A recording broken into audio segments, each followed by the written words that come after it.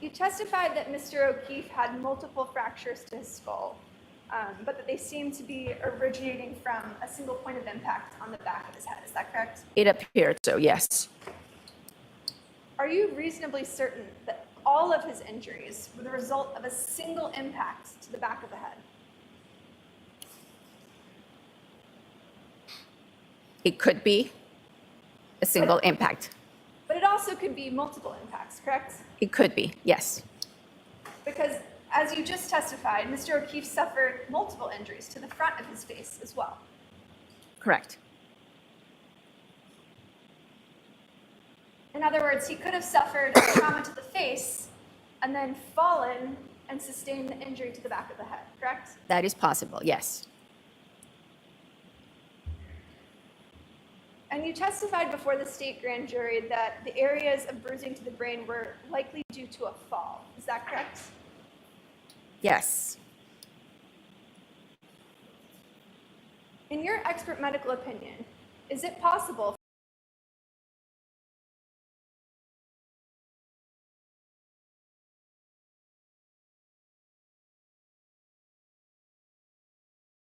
But I said them because I was motivated to get out of jail. So the state is relying on inconsistency. I believe that they're really relying on consistency, and I joined Mr. Harvey about it's not proper for a prior consistent statement. All right, sir. Okay. In considering 411:30 or thereabouts to 412:35, the court is in agreement. At least it's impeachment by contradiction for the reasons that the state's proffered. Whether or not the issue of snitching is relevant before the jury, and whether or not that is an issue that several witnesses have testified to would be relevant. So, but the court's primary ruling is based upon impeachment by contradiction. So that will be authorized to be inquired into. All right. Let's turn now to 425 to 425:33. Casey talking about Shannon beefing with IG people. You can flesh it out, sir. So just a little context, Your Honor. This is after. Obviously, you know, this is after the episode of Mr. Copeland being shot at outside his house.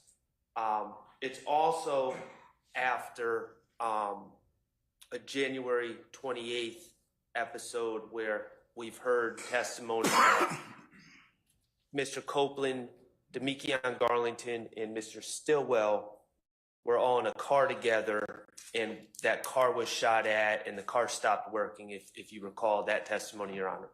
So there's two different shooting situations involving Mr. Copeland, one where Mr. Stillwell was also apparently or allegedly in the car, and Mr. Copeland is, I believe, making reference to Mr. Stillwell having issues with some of Mr. Copeland's enemies on Instagram. My objection to this is that this is based, Mr. Copeland's in jail, and it's unclear how he's aware of this, but apparently he's been told about Mr. Stillwell having back and forth with these individuals. From my recollection, you know, I've been through all the discovery numerous times. I don't recall in discovery seeing any of this alleged back and forth during this time frame involving my client on Instagram. So I haven't seen any documentary proof of any of this, but so I don't know exactly what Mr. Copeland is referring to, but from my understanding of the context of the statement, Mr. Copeland is merely passing on hearsay information about what Shannon is doing on Instagram. Okay. Mr. Copeland does not have access to Instagram, obviously, as he's making these statements. All right, can I hear it, or and what transcript page is this from? It's going to be page 47, but page 47, line 9 through page 48, line 15, but I do think for context, we need to start at 424, which is going to be page 45, line 25. Page 45, line 25. Page 45, line 25? Yes, sir. Okay. All right, go ahead and play it, please.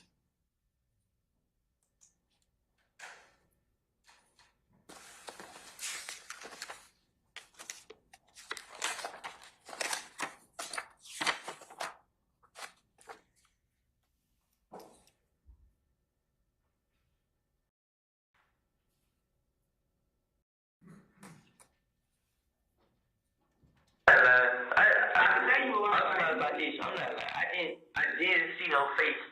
It did. When I see him jump out the car, kind of faded so much. Who? The boy that was shooting at my house. Who? Who?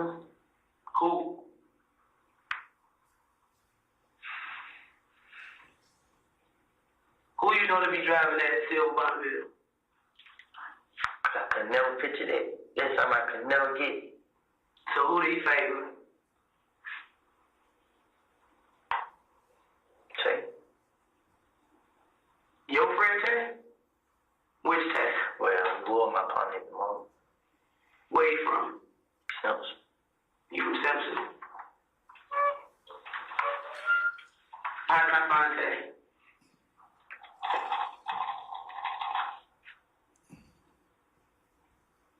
He's on Twitter arguing with Shane. He did what? He's on Twitter arguing with Shane. He on Twitter arguing with Shane.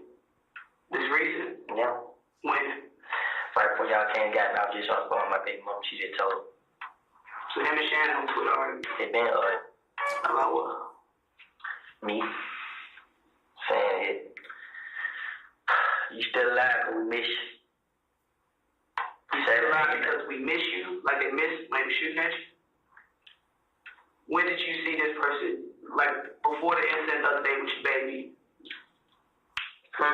Before the incident with you and your baby, you said the dude was shooting at my house. Which incident are you talking about? You said the same boy that was shooting at my house. Okay, which? Can you write into that 425,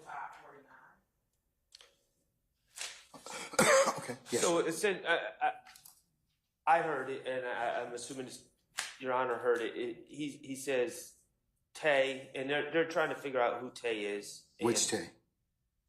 The Tay, I don't know which Tay at this point. Okay. So there's a Tay that allegedly shot at Mr. Copeland, or that's the state's theory, and Mr. Copeland is saying Tay, but he's not identifying Tay, and he says something about that Tay is having an argument with Shannon on Instagram, and then he was like, when is this happening, is what Investigator Gaither asked. And Mr. Copeland says, essentially now, or when I got locked up, and he said, that's what my baby mama told me. So it's clear his source of information is someone else who's telling him about this alleged internet argument, and he doesn't have any personal knowledge of it. All right, sir. It adds absolutely nothing to the context of this statement, other than it brings in hearsay evidence about my client, which I object to. All right. You're on the section about Twitter. We won't play. We'll just pick back up when Detective Gator trying to clarify. Like they missed you. When was he shooting at you? Just to try to clarify that question. But we will take out. I think it's probably about 425.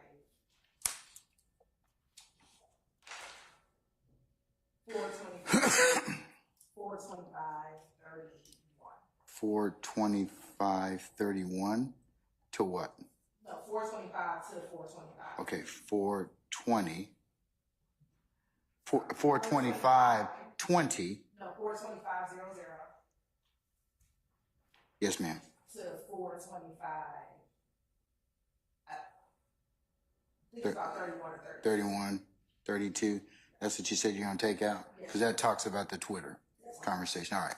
Mr. Short, anything else from that particular time block that you wish to be omitted?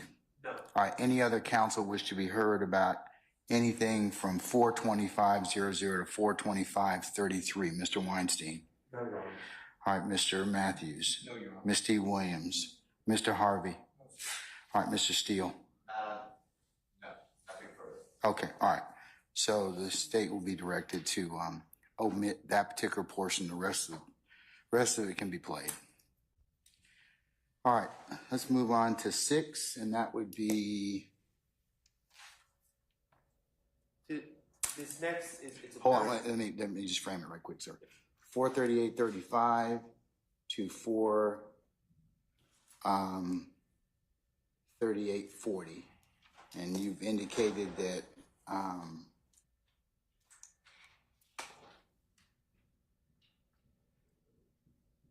Casey saying that he has not hung out with Shannon Lodi since they shot the car. Confusing under 403 is a pronoun. They is meant to refer to people shooting at Casey, Shannon Lodi, but could be misconstrued. right. Okay. So Right. essentially, they are asking about when's the last time he hung out with Shannon and Lil D, who's Demekion Garlington, and he says not since they shot at the car. I think any reasonable interpretation of that, based on someone who's spent hundreds, probably thousands of hours reviewing the discovery in this case, which I have and the defense counsel has, any reasonable interpretation would mean he's referring to is the people that shot at him, Shannon, and Lil D in the car on January 27th.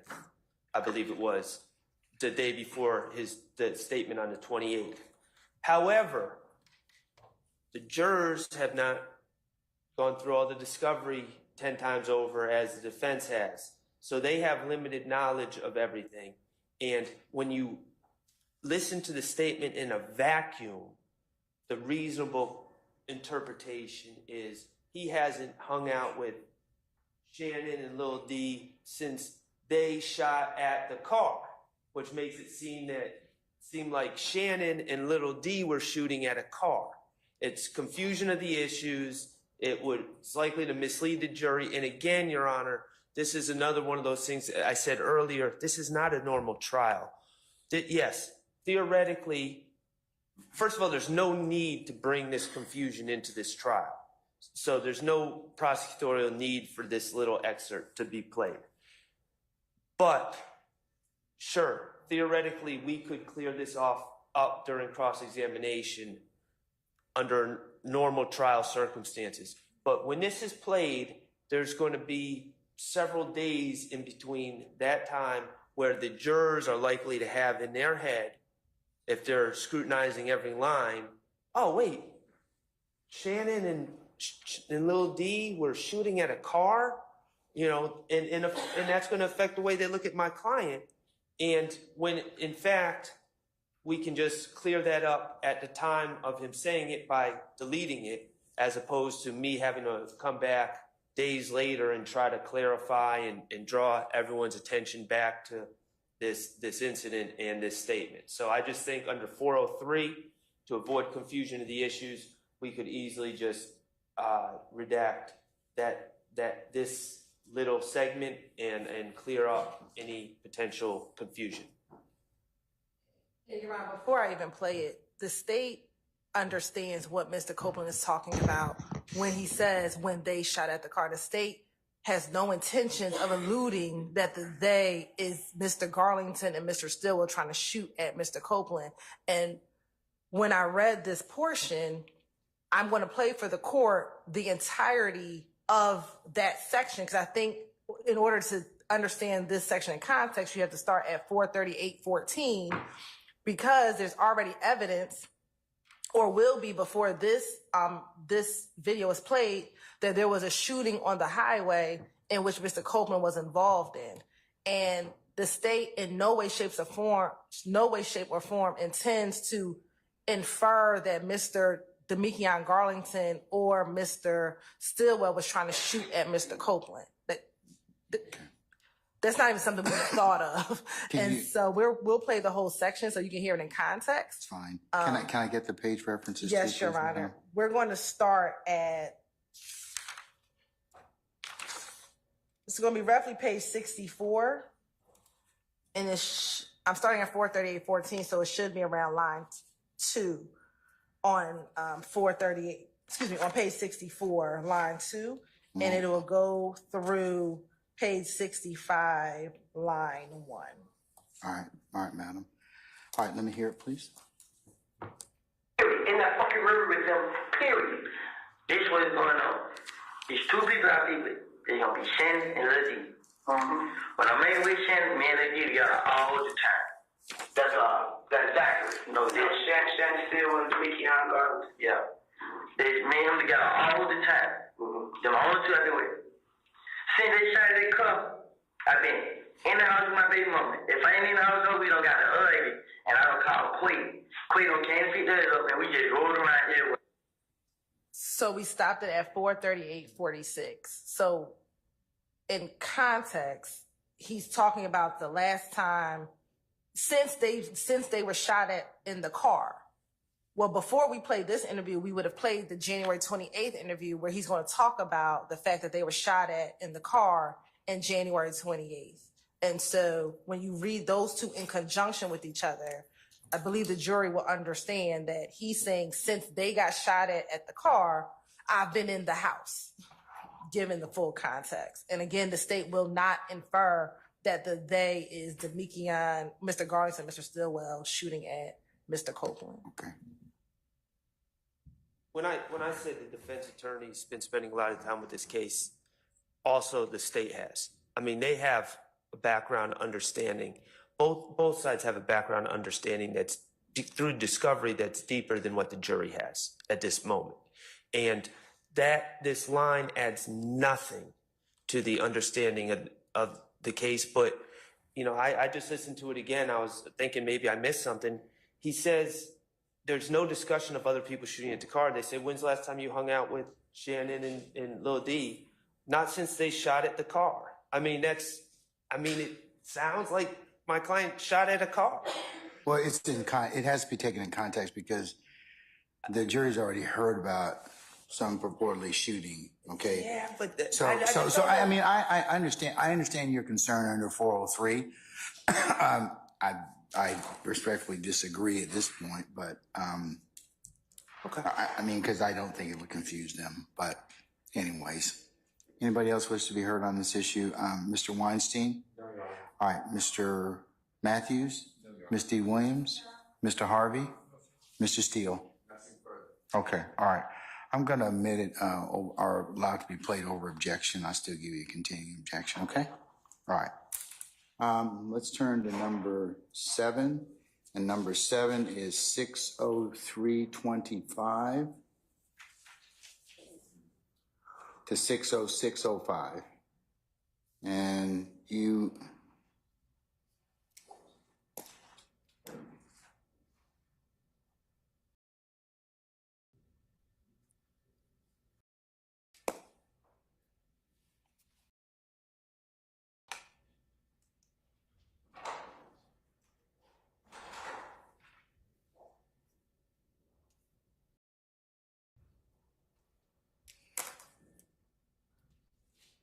By the way, it's page 155, line 1 through 156, line 2. 155, line 1 through 156, line 24.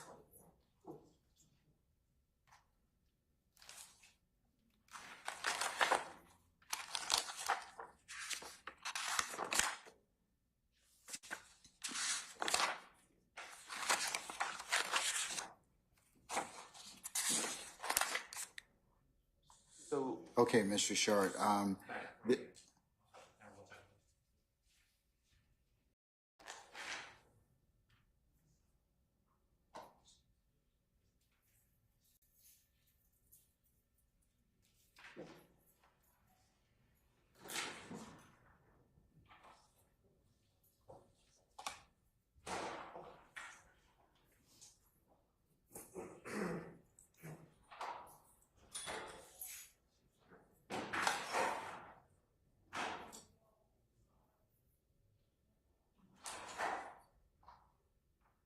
All right, let me frame the period. It's 6:03:25 to 6:06:05.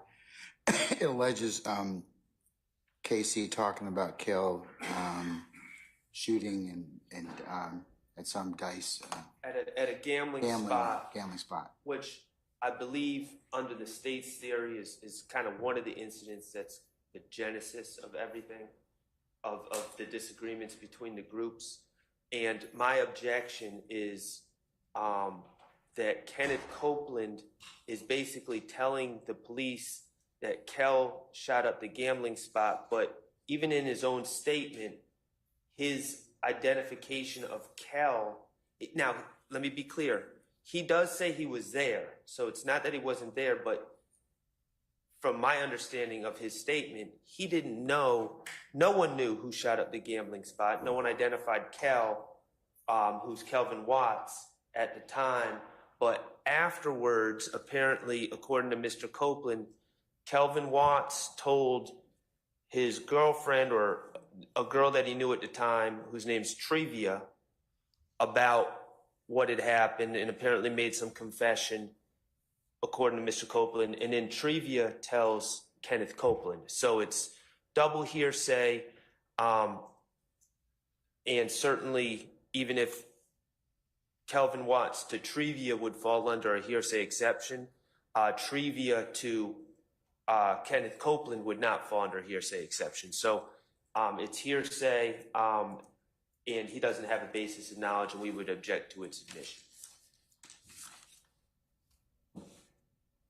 All right, State. Your Honor, the information about the gambling spot has already come in based on the January 11th interview in which Kel discusses, if not January 11th, February 20th, but the two interviews that have already been played before the jury.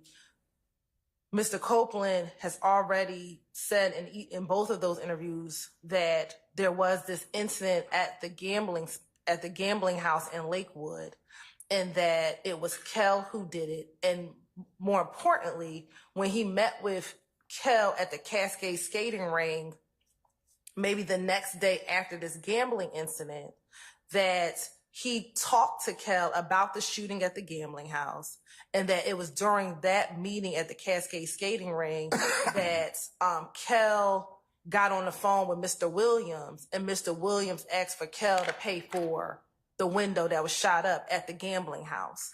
So one, the evidence is already before the jury about the gambling house. How we get to who told him is irrelevant, because it was the effect on the listener, meaning Mr. Copeland, that once he gathered this information, he's using this to try to squash the issues between Copeland and Kel. And so when he's relaying to Detective Gaither the beginning of the conflict between him and Copeland, he's just now reiterating how he got the information that Kel did it and what effect that had on the issues between the two of them. So who told Mr. Copeland that it was Kel is irrelevant to the sole fact that he thought it was Kel. That was kind of the beginning of their issues with each other. And as a result of knowing that it was Kel who did the shooting, Copeland in turn confronts Kel about this shooting. And during the course of his confrontation of Kel, also had a conversation between Kel and Mr. Williams about the shooting that occurred. So this portion as to how he found out it was Kel is not, while hearsay is really effect on the listener, but this is already information that's before the jury. But it's important, Your Honor, because let me say this, that defense counsel is arguing that Copeland consistently lies. What this shows is that Copeland's giving the same series of events to multiple different investigators at multiple different interviews. And so that shows that at least back in 2015, when he's recounting his history with him and Kel, he's telling different investigators these same series of events that occur leading up to the murder of Donovan Thomas. But I'll play the section for you if you want to. All right, sir. Yes, ma'am. Go ahead. And I'm going to start at 6:03:22. But that's what it was about. Then they got mad. The D got jumped in the club by NBC. They tell the D, we ain't help you because you be with them. They asked the D, why they ain't help you? You know about too much shit going on. I don't know why. It was but the whole time I'm not gonna care them because this is a gambling house we go hang it and gamble. We go down and gamble. We come out the league. Kel, I'm in the bush. Kel, Stewart, and they never mentioned the third person name. In the bush, they started shooting it up. They shot so many times. Shit, I was glad they left. Huh? Who came out? In Lakewood. They shot so many times. They shot down everybody's car. But they missed everybody. They graded one person across the back.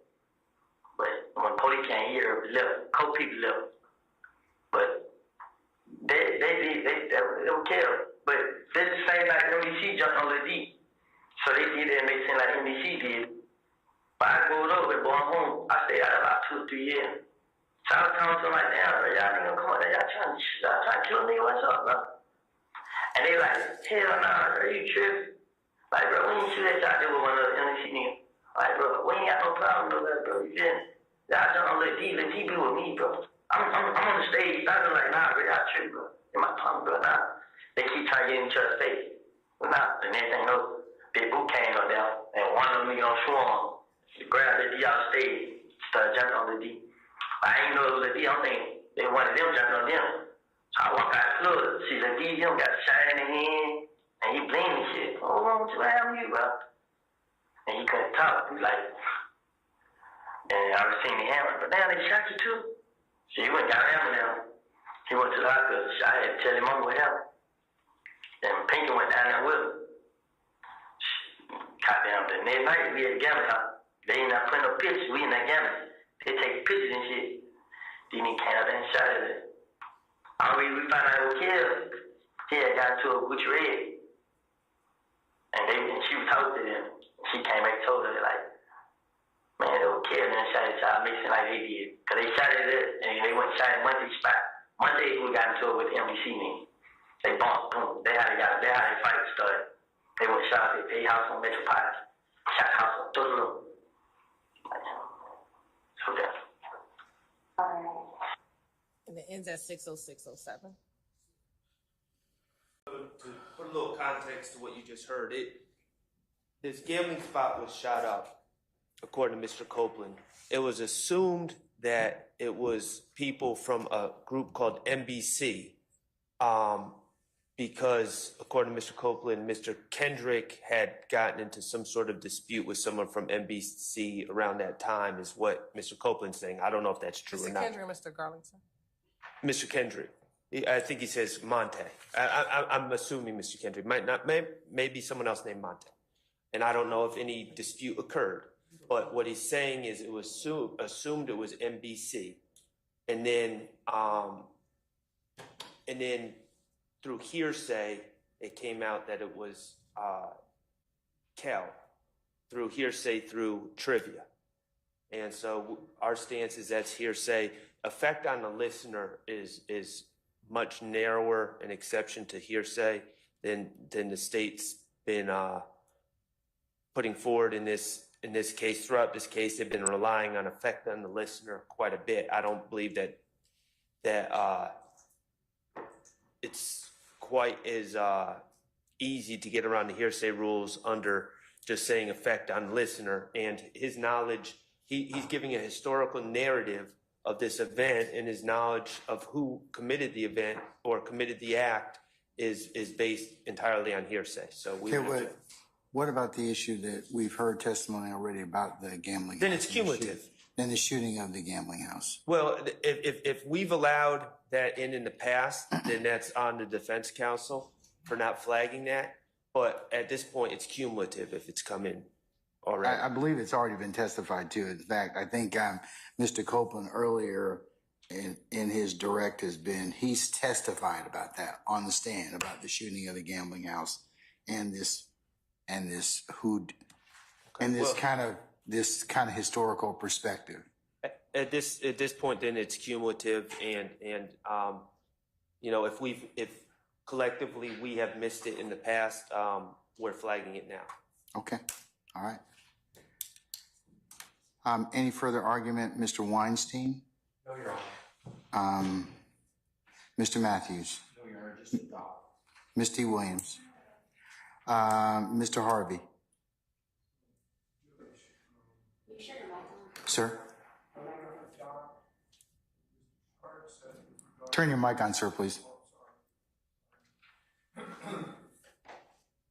want to adopt what Mr. Shart said with regard to the effect on the listener. Effect on the listener is usually most often used as evidence of motive. It has not been used in that sense, and therefore it has been abused and continues to be abused as the basis for the admission of these clearly hearsay statements. So, for example, in Gates versus the state at 298 Georgia 324. One more time, Gates? Gates 298 Georgia. All right. 324. Yes, sir. There were text messages admitted that were sent to the defendant's girlfriend, not for their truth, but for the effect on the defendant in establishing motive for a murder. That's the usual basis upon which hearsay statements are admitted for the effect on the hearer. That is not the case here. This is not the defendant. It doesn't establish motive.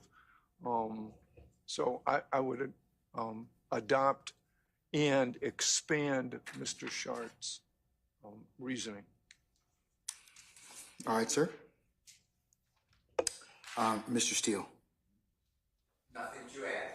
All right, sir. Excuse me.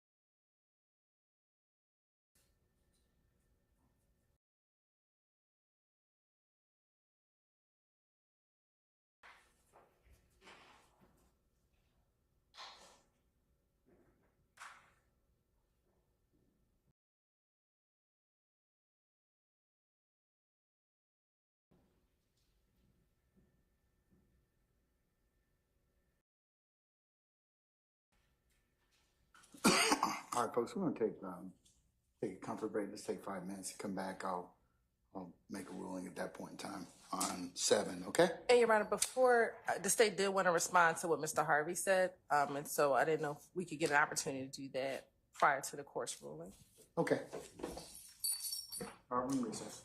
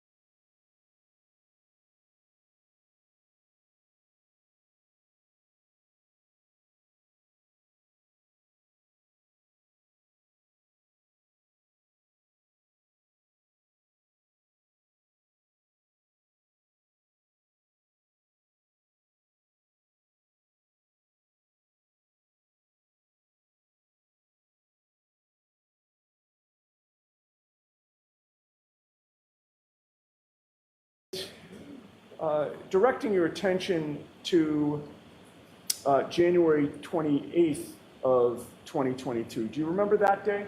Yes. What do you remember about that day, the 28th? It was a potential blizzard. We had been given a start time. All right. And when you say you had been given a start time, what does that mean? It means that we're expected to be in our trucks at a certain time on our route. Okay. And who gives those instructions back in January of 2022? The supervisor for the Canton DPW, And who was that at the time? William Walsh. Also known as Billy Walsh? Yes. Now, when were you called in to do plowing that evening or early morning? We were told to be in by 2:30 And is that 2:30 a.m. or p.m.? a.m. Would that now be on January 29th? Correct. So what time did you arrive at the DPW that early morning? About 2:15. When you got there, what did you need to do in order to go out plowing? I needed to get into my truck and get that prepared to go out. All right. And your truck, is there one that's specifically assigned to you when you plow? Yes. And does that truck have any particular nickname? Yes, it's called the Franken truck. And why is it called the Franken truck? It is a truck that has a lot of different parts than what it's required. It's not parts that were made for that specific truck. An older one? Yes, it was a truck that was very uncomfortable at the beginning to use, so they try to make it as comfortable as possible. All right. And that particular truck, is it used for anything else other than snow plowing? Yes, it's used for everyday use. Okay.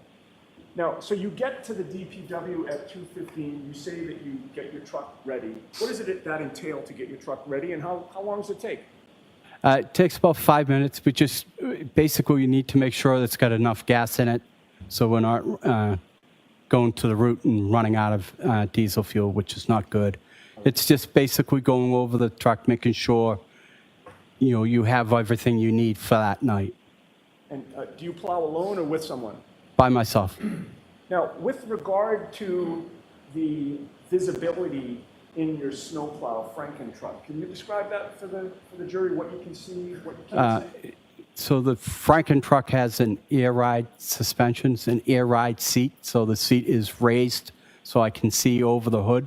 Okay. And I can see about 5 feet on either side of the passenger side, driver's side. And when you say 5 feet, are you talking straight out from the... From the windshield, straight out. All right.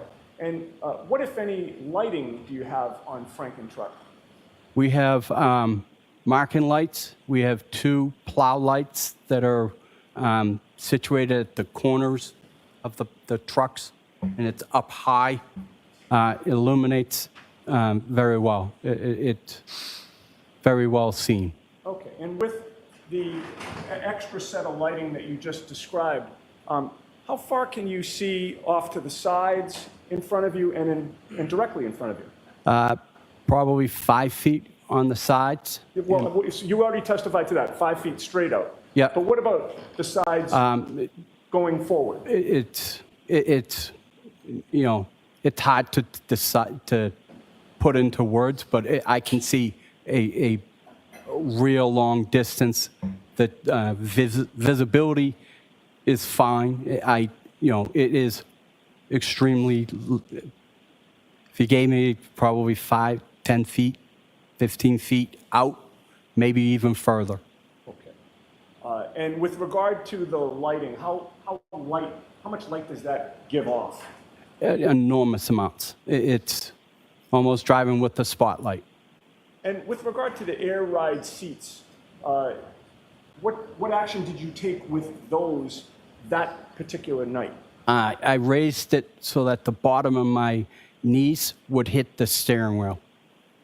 And what, if any, obstructions, I should say, were in front of you that would prevent you from seeing what's in front of you or to the side? Nothing. All right. Now, do you have a specific route assigned to you? Yes, I do. Could you describe that route? And by the way, that specific route, was that the one that you were assigned on January 29th? Correct. Could you describe that for the jury? Yes, it's a route that consists of Cedar Crest from Kings Road to Chapman Street and everything in between. There are a lot of streets I could name if you would like, but Fairview is one, Spring Lane is one, Cedar Crest, Kings Road. Those are pretty important roads that I would consider major roads on my route. All right. Now, that particular night, if you got there at 2:15, what time do you think you were on the road by in Frankentruck? I was on Cedar Crest about 2:30, 2:35. Now, with regard to Cedar Crest, I would like to show you a map if I can. May I approach, Your Honor? Yes.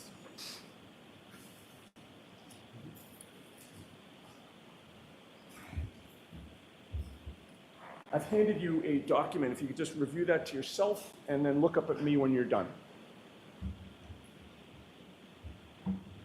Do you recognize what's depicted on that? Yes, What is it?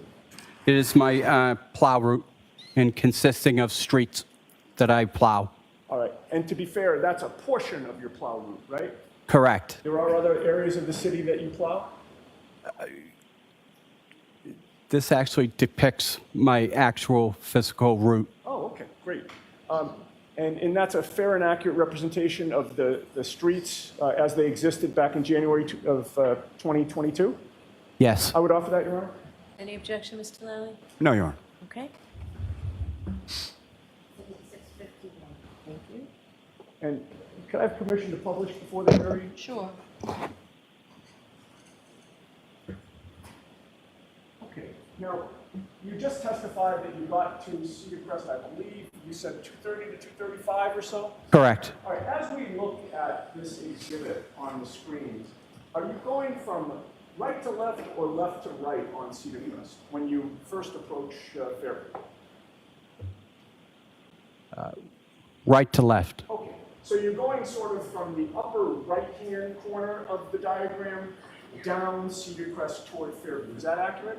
Yes. Could you take the laser pointer and just confirm that route for the jury?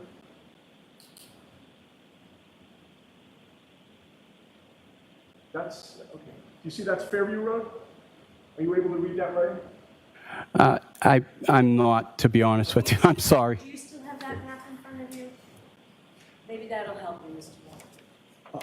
And actually, can I orient it so it's oriented just like that for him?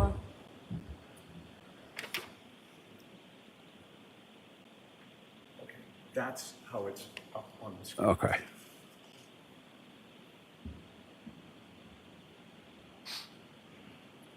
And by the way, I should have asked this, but is it in terms of is it you can't read the writing or you can't really see the outline of the streets? Both. Okay. Well, that's not going to help much. Okay, if we can have the lights back on. With the court's permission, can I leave that up on the screen while I ask a few more questions? Sure, except he said he can't see it. Right, no, I know, but the jury can, so I think it would be helpful for them. All right, so you're coming down Cedar Crest, and would Fairview be on your left or your right when you first approach it? When I first approach, it's on my left. All right, now, do you take that left at that time? No, I do not. Why not? At the time, I'm pushing snow, and we don't want to block any part of the road with snow, and taking a left would have left a row of snow. So I proceed to the end of Cedar Crest, do a cul-de-sac, and then head back up Cedar Crest. All right, so there's a cul-de-sac at the end of Cedar Crest. Correct. Dead end. Yes. And you plow that? Yes. All right, so then when you come back up, is Fairview on your right or your left? It is on my right. What do you do? I take that right and continue to plow. Now, are you familiar with the Albert residence on Fairview Road? Yes. How did you become familiar with that? Growing up in Canton, I knew where they lived. Can I have Exhibit 66 displayed with the court's permission? Yes.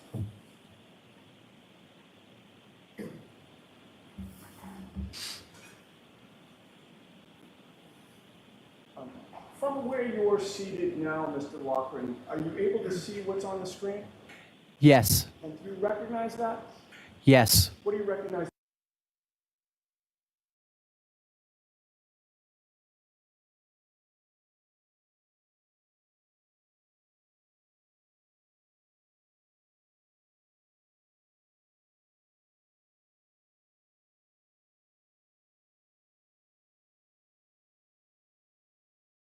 I start in the middle and I angle right with the plow.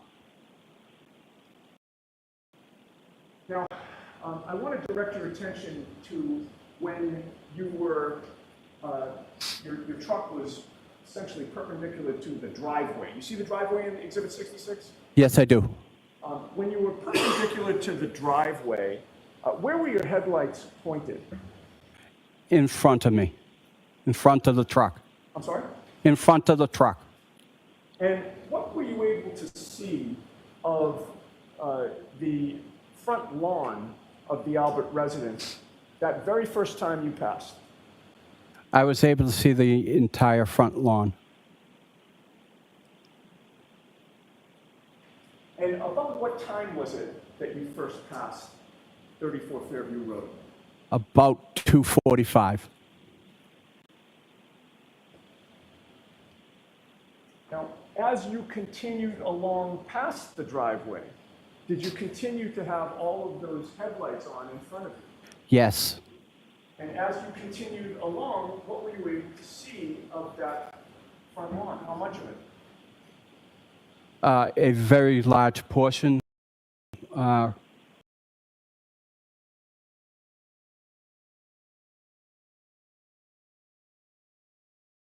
Where is your attention focused, sir? My attention's focused in front of me and then to the sides. Why would your attention be focused to the sides? I am trying to be aware of any side traffic, any pedestrians, and God forbid, any animals. And when you were passing the Albert residence, as you pass every home, what attention do you pay to the sides of the road and the lawns that are adjacent to the road? I'm, again, making sure that there are no animals, no pedestrians, and making sure no one's coming out of their driveways, not expecting to see me. And with regard to Exhibit 66, do you see the flagpole there? Yes. Is that something you had seen previously? Yes. And when you made that first pass by that residence at 2:45 in the morning, sir, with your headlights on, what, if anything, did you see on the front lawn in the area of the flagpole? I saw nothing.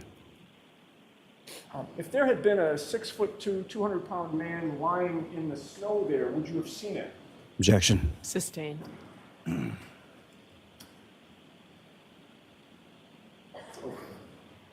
Now, once you pass the residence, where do you go? I go to the end of Fairview. And what street does that intersect with? That intersects with Chapman Street. If we have the previous exhibit back up with the court's permission. Sure.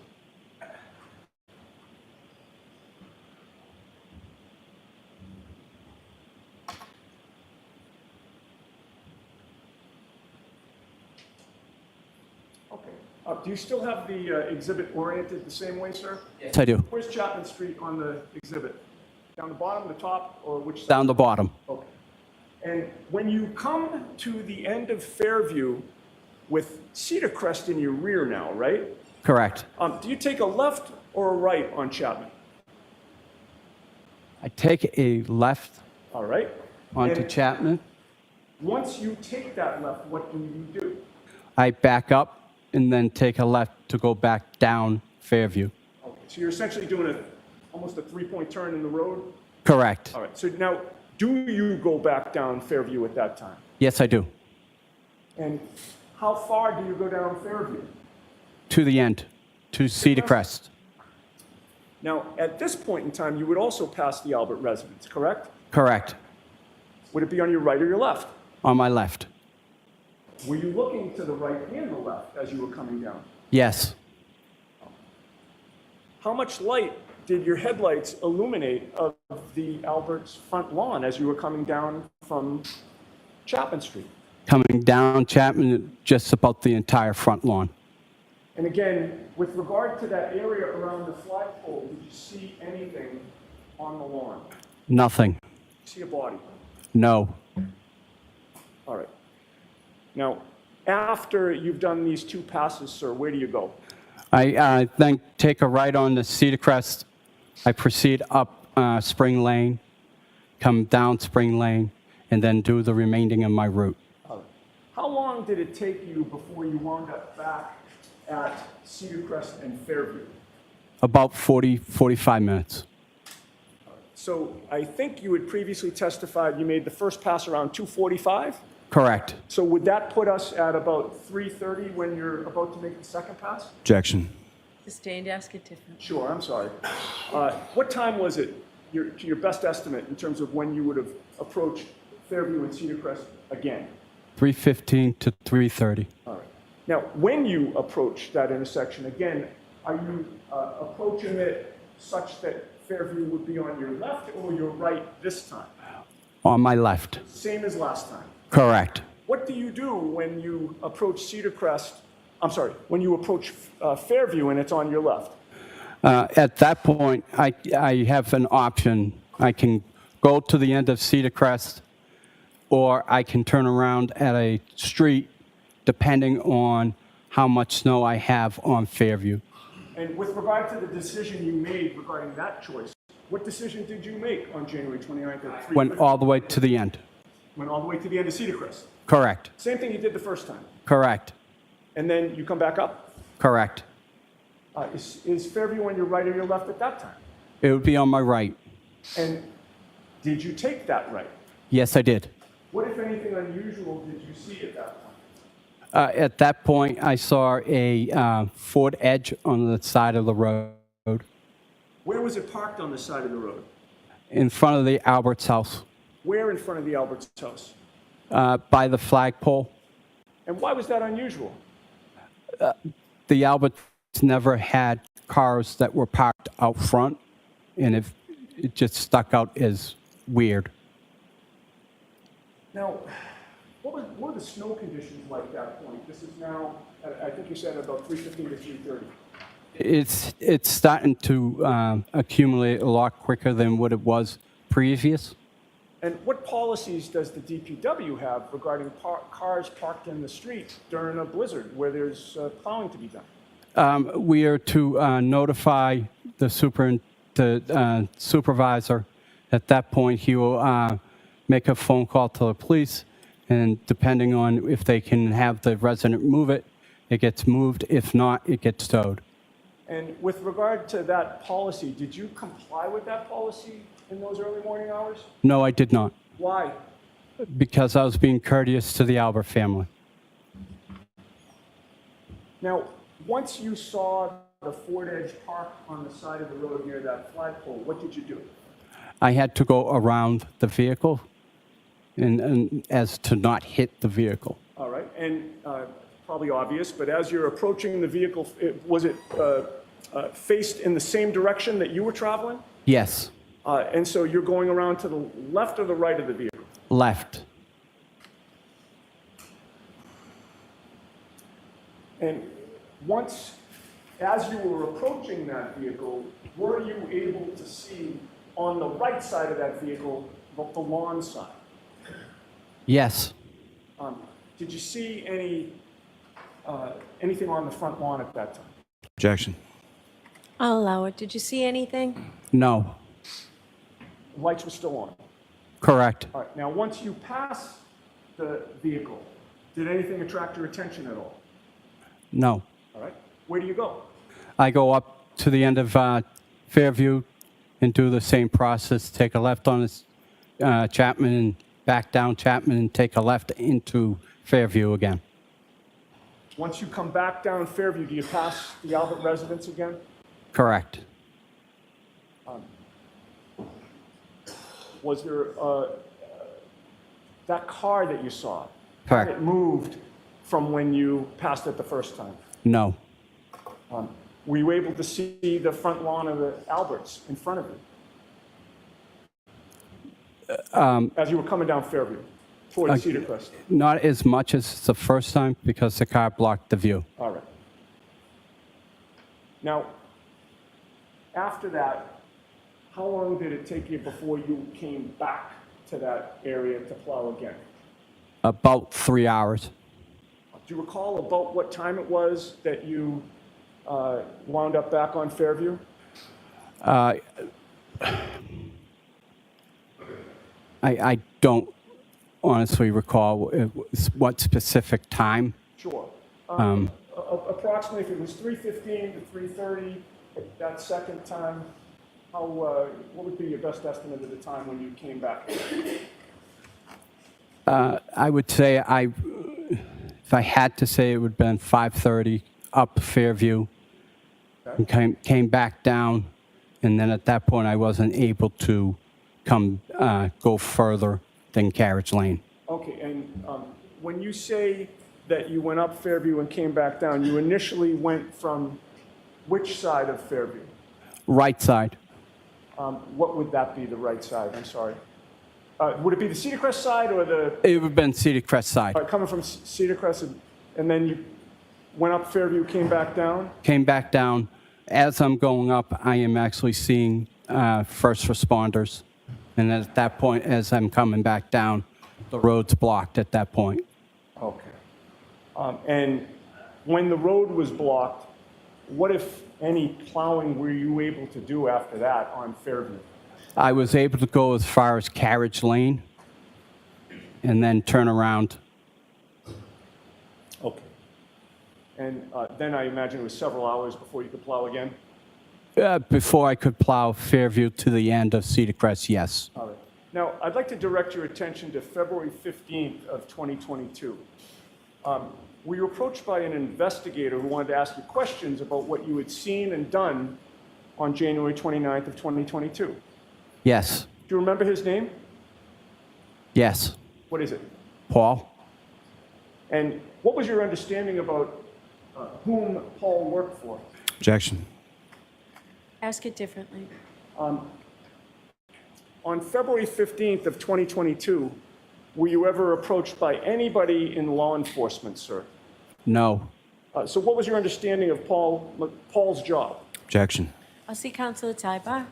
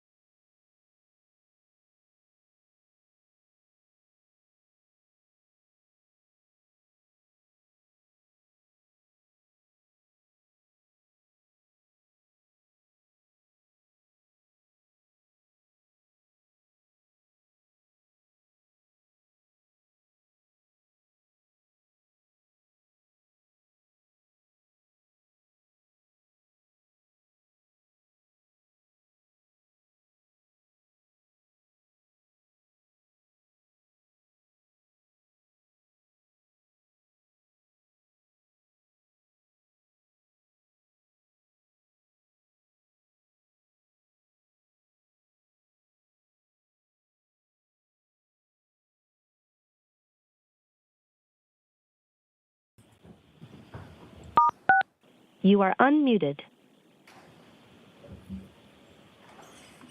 Just a couple questions, Mr. Loughran. Sure. At any point in 2022, were you ever approached by any police investigators, sir? No. When was the first time that you were approached?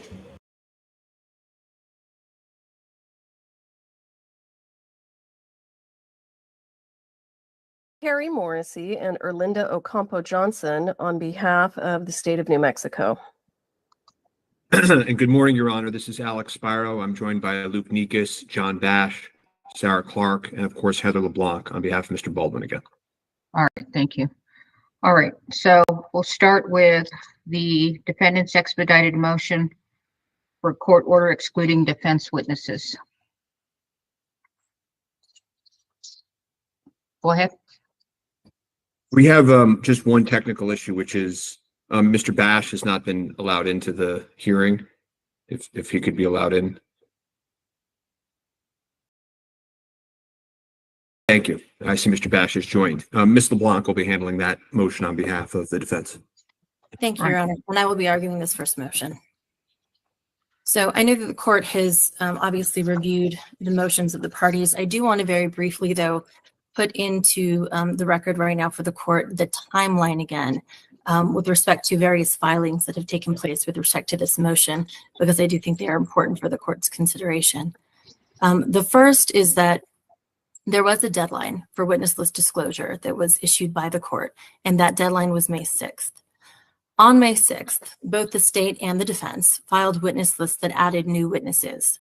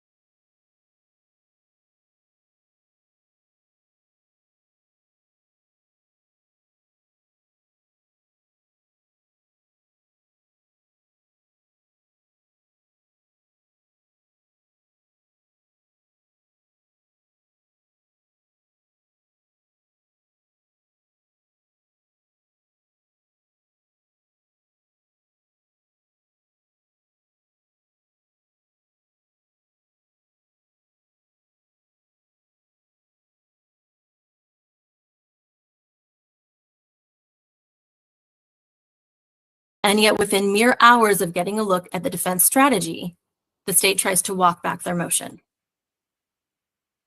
Now, obviously, there are rules of criminal procedure that are in place. There are criminal procedure rules that govern time for filing, that govern various procedures throughout this process.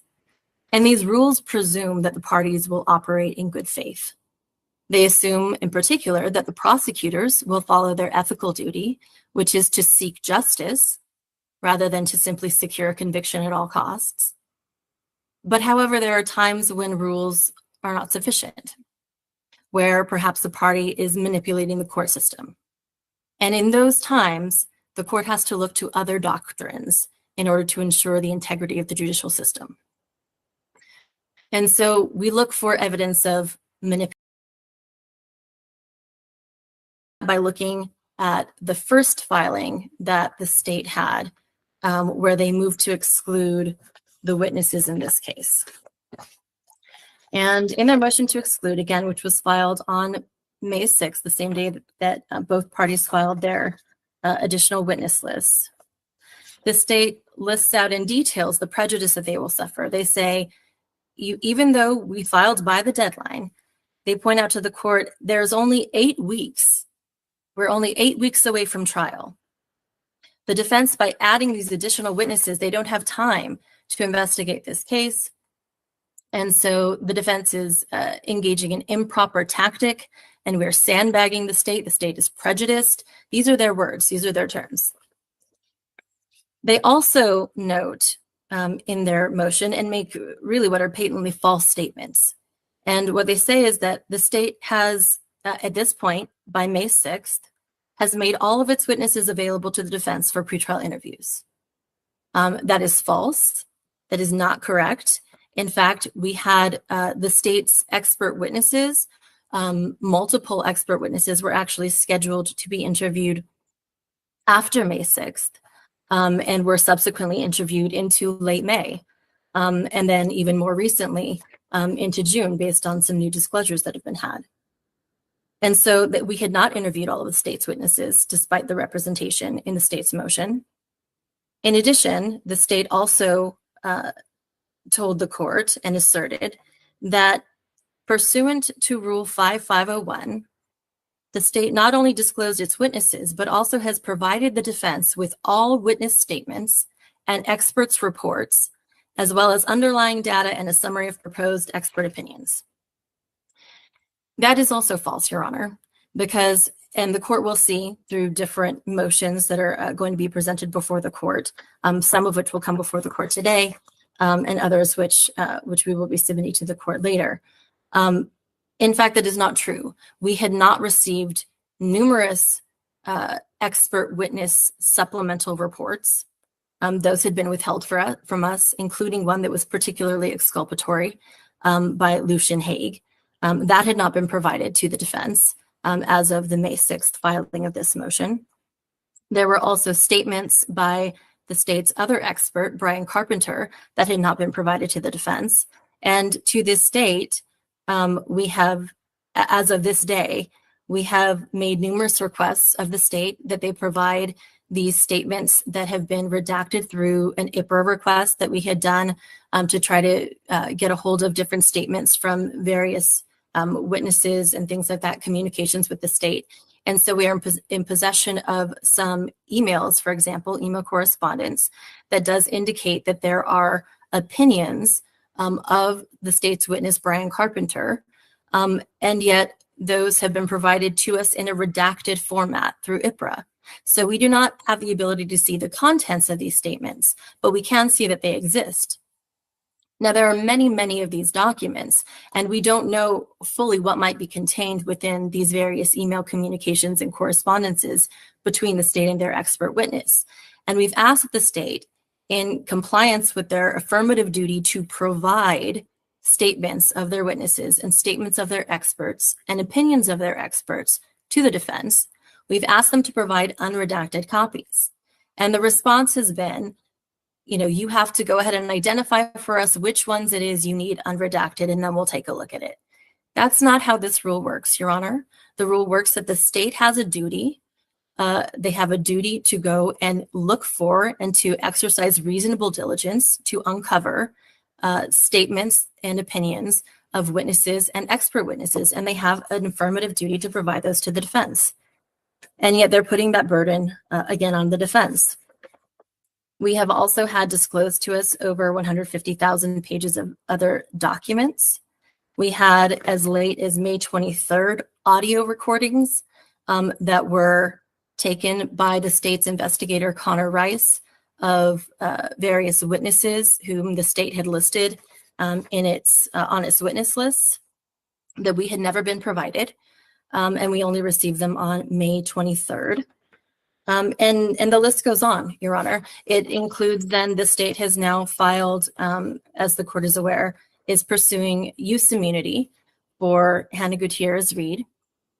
And in accordance with that, they have now provided over 361 recordings for our review based on statements that were made by Ms. Gutierrez-Reed.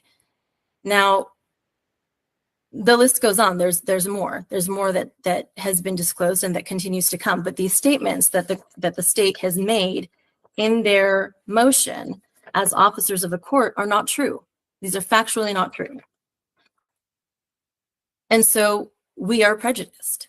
And this is why the doctrine of judicial estoppel would come into play, because this court needs to protect the integrity of the judicial process and prevent manipulation of the court system. And so when the court looks at judicial estoppel, it's a three-pronged test.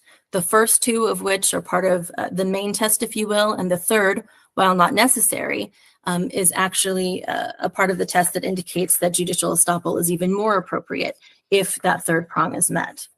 And so I'll go through those with the court now.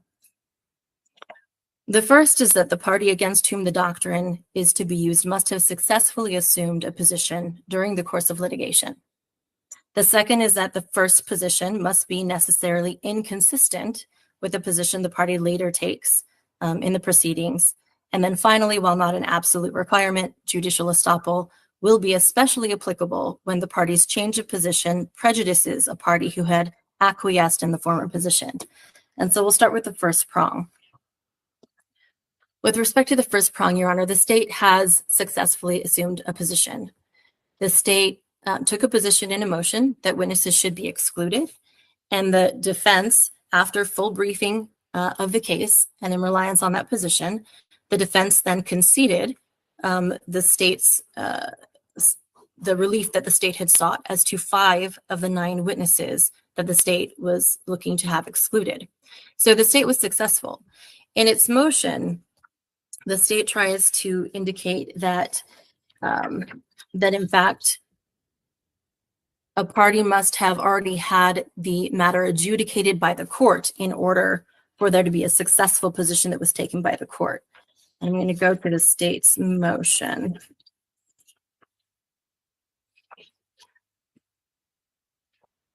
And so what the state says is that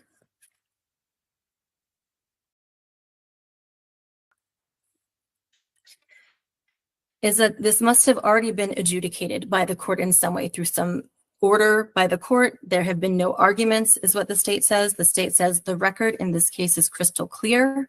There were never any hearings or other judicial proceedings in which the state's initial motion to exclude certain defenses was adjudicated by the court. And therefore, their position is that that means that there was no, that we don't meet the first prong. However, that's incorrect, Your Honor. And if the court will look at the case that we cited, and it's Kuchan, which is a 2024 case, the site is 2024 NMCA 032. And when we look at this case in paragraph 14, the court notes that the respondent in that case did not successfully argue and therefore assume this position in a motion or at hearing. So the use of the word "or" clearly demonstrates that a party can assume a position either by its argument through a motion or also by its argument at a hearing. So it's either or. It doesn't have to be at a hearing. It can also take a position through argument in a motion. And this is further solidified through paragraph 16 of the same case. In paragraph 16, the court continues, and states that the respondent could not be considered to have successfully assumed a position about the nature of the West Track until filing the motion for partial summary judgment. It doesn't say until argument of the motion. It says that upon filing of the motion for partial summary judgment, that is the moment at which the respondent could be considered to have successfully assumed a position. And that is what the state did in this case. They assumed a position in the motion that they filed, both the primary motion and then also their responsive briefing. They assumed a motion, or I'm sorry, they assumed a position. And they successfully assumed that position because the relief that they sought was granted effectively by the defense consent to that relief. The second prong, Your Honor, has, and I will actually point out the cases that the state cited for this principle. So that was the one that the defense cited. The state cited 3 cases in support of their proposal that that a motion has to be argued before the court and there has to be an order in order for there to be a successful assumption of a position. They cite O'Brien, they cite the Gabriel Vigil case, and then they cite a 2014 unpublished opinion, which is non-presidential. So I'll go over the 2 cases that are actually published case law. For O'Brien, in this case, this is a case where the court did apply judicial estoppel. And there did happen to be an order that was entered by the court. It was a pretrial order, but merely finding a case where estoppel was applied and where the court had entered an order does not indicate that the first prong can only be met where the court has entered an order, and that is not the holding of the case. It just so happened to be that in that case, there was an order that had been entered by the court, and therefore that met that part of the prong in the either or. So either in a motion or at a hearing. And so in this case, there was a hearing that was appropriate, but that does not say anything about the fact that one can also take a position through a motion. The Gabriel Vigil case, this one doesn't even deal with judicial estoppel. It actually involved the doctrine of collateral estoppel, which is a different doctrine. So collateral estoppel has a different test than judicial estoppel. And the purpose of collateral estoppel is to promote judicial efficiency and consistency, and the goal is basically to keep parties from relitigating issues from a previous suit. With judicial estoppel, we're talking about a purpose that has to do with protecting the integrity of the judicial process by preventing the parties from, and this is quotes from the various cases, from playing fast and loose with the court and ensuring that the party does not manipulate the judicial system. So in light of the fact that there is a 2024 case, which is the case that the defense cited, that precisely states that a party can assume a position pursuant to the first prong through motion alone, the question again is whether or not they were successful, and we submit to the court that they were. Now moving on to the second prong. The second prong says that the first position is necessarily inconsistent with the position that they take later. Clearly that is the case. Clearly that has been met. The state was first saying that there was prejudice by the inclusion of these additional witnesses on the defense witness list. The state's position was that those witnesses should be excluded. And now they have taken the exact opposite position, saying these witnesses should be able to be called by the state and there is no prejudice by their inclusion. Now, even though only the 2 prongs are actually required, the third prong again indicates that if the party's change of position prejudices the party who had acquiesced in the former position, then judicial estoppel will be especially applicable. And that is the case here. So the defense relied on the state's motion, which the state had told the court on May 31st in their notice of completion of briefing was fully briefed and was ready to be heard. And in recognition of that fact, and recognizing that we are scheduled for trial for 8 days, in an attempt to pare down our witness list substantially, we removed, again, almost half of the witnesses from our witness list, revealing significant defense strategy. And we also informed our witnesses. There were some witnesses who were scheduled to be interviewed the following day and then a couple of days later. We informed those witnesses that they were released from their subpoenas, and we did, in fact, release them from the subpoenas, and we told them that those interviews would be canceled. We sent, again, courtesy copies of our notice to the state along with our amended witness list, And then that's when, within less than 3 hours after seeing defense strategy, the state changed its position. Now, the state proposes that really they can just cure any prejudice to the defense by extending deadlines. But that doesn't cure our prejudice for a variety of reasons. Primarily, because you cannot cure the fact that we have already revealed defense strategy in reliance on the state's position, and the state has now walked that back. We cannot cure that. In addition, we're in a time crunch at this point, Your Honor, and we do not have further time available. The state, in their motion on May 6th, noted that that they were prejudiced by the fact that there was only 8 weeks prior to trial. We are now in the position where we only have 2 prior to trial. We did not receive significant information from the state previously, and the reason that that is relevant here in particular is because time is a finite resource. The recordings alone that were disclosed related to Hannah Gutierrez Reed are so significant and substantial that if we take an average of the time that it would take to listen to each of the calls, and we dedicated one whole person doing nothing else, taking no breaks for a full 8-hour day, it would take that person approximately 15 business days to listen to the recordings. But we don't have 15 business days, we have 10. And not only that, we also then have to look at the potential of having to interview Ms. Gutierrez Reed. So time at this point, Your Honor, is a finite resource, and the state is playing games to exploit that resource and to take time away from the defense where we should be spending our time in trial preparation. Instead, we are having to deal with the state's constantly changing positions, with their changing disclosures, with the new things that they're adding, and it's fundamentally unfair.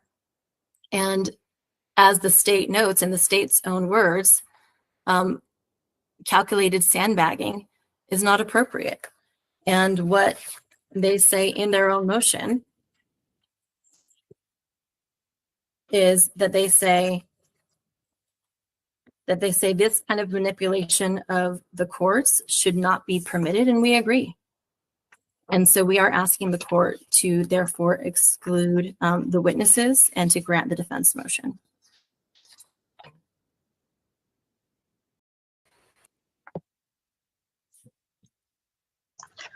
I have a couple of questions before I hear from the state. First, you talked about that you decided that you were going to limit your witness list, cut it down because you had to switch gears for trial preparation. The time for investigation was superseded by preparation. If I'm misstating that, tell me right now. No, Your Honor, that's correct. That is a big part of the consideration as well, which is why we were assessing our case in that moment to determine what needed to be done. And so you said that you made this strategic decision, and that, but I'm not clear, and that they know what your strategic decision is. Is it anything more than you eliminated a witness? No, Your Honor, we did not include any additional dialogue with the court or information in the pleadings, but again, we had pared down our witness list to almost half of what it was. And so I think that gives the state a pretty good idea of what we're going to be doing with the case. Okay. And so then you're talking about this sort of bait and switch is what you're saying, where on May 6th, they had a problem with your witnesses, and then on June 2nd, you took certain ones off, and then on June 2nd, they added 3 of the witnesses that you took off. And I'm not quite sure how that short time frame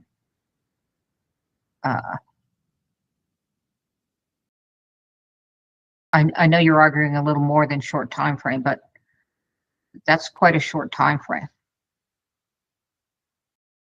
right? A short time frame for what? I'm sorry, Your Honor, if the court would clarify. For them to have added the 3 witnesses that you deleted. Correct. Yes, it was a quick turnaround. Right. That is correct. Within hours. And how do you explain that they have always added at the end any witnesses called by the defense, and that you had these individuals on? That's correct, Your Honor. And so it's a different position, I think, than we would be in if, let's say, the state had not filed a motion to exclude. That's the part that changes, I think, the analysis in this case, because at any point, of course, one party or another can remove witnesses from their witness list. We could not add any more witnesses based on the court's order, but we could remove witnesses from our lists. And there was the catch-all of, any witnesses who were listed by the defense or by the state, and that is correct. However, what's different about this particular situation than the typical instance in which a party may just decide to go ahead and remove witnesses is that we did so in advance of the final trial witness list, for example, that this court has, which I believe is Monday. And so we did so in advance of that in order to say, okay, we're not even going to finish doing these other witnesses. We know where our case is going to go. We're pulling these people off, and this is what we're going to do. And we did that in reliance on the briefing that was filed by the state. And so it's a bit of a different position because the state had already effectively indicated to the defense as well that they did not intend to call those witnesses by moving to exclude them. You can't move to exclude witnesses from trial for the defense, but then be keeping them for the state. That's not what they were saying in their motion. So what they were saying was these witnesses should not be called at trial. And so they're saying that they also will not call those witnesses. We then in reliance said, okay, fine, we agree to not call those witnesses. And so this is a different position than one party unilaterally just removing witnesses from their witness list because it was done in reliance on the state's briefing and on their motions. So the prejudice is what? So the prejudice. You went into this whole thing that is not in your, it's more of your Brady violation motion. So what's the prejudice? So the prejudice at this point, Your Honor, is we already had canceled and released witnesses from subpoenas. So they were no longer valid subpoenas since we had already informed the witnesses that they no longer had to be there. The witnesses, even though some of them had already been interviewed, the problem is, and again, we don't want to go through an analysis of what each of the witnesses would be because we're not going to reveal further strategy to the state than we already have. And so we're not going to do an analysis piece by piece, to tell them what the import is or is not of each of the witnesses.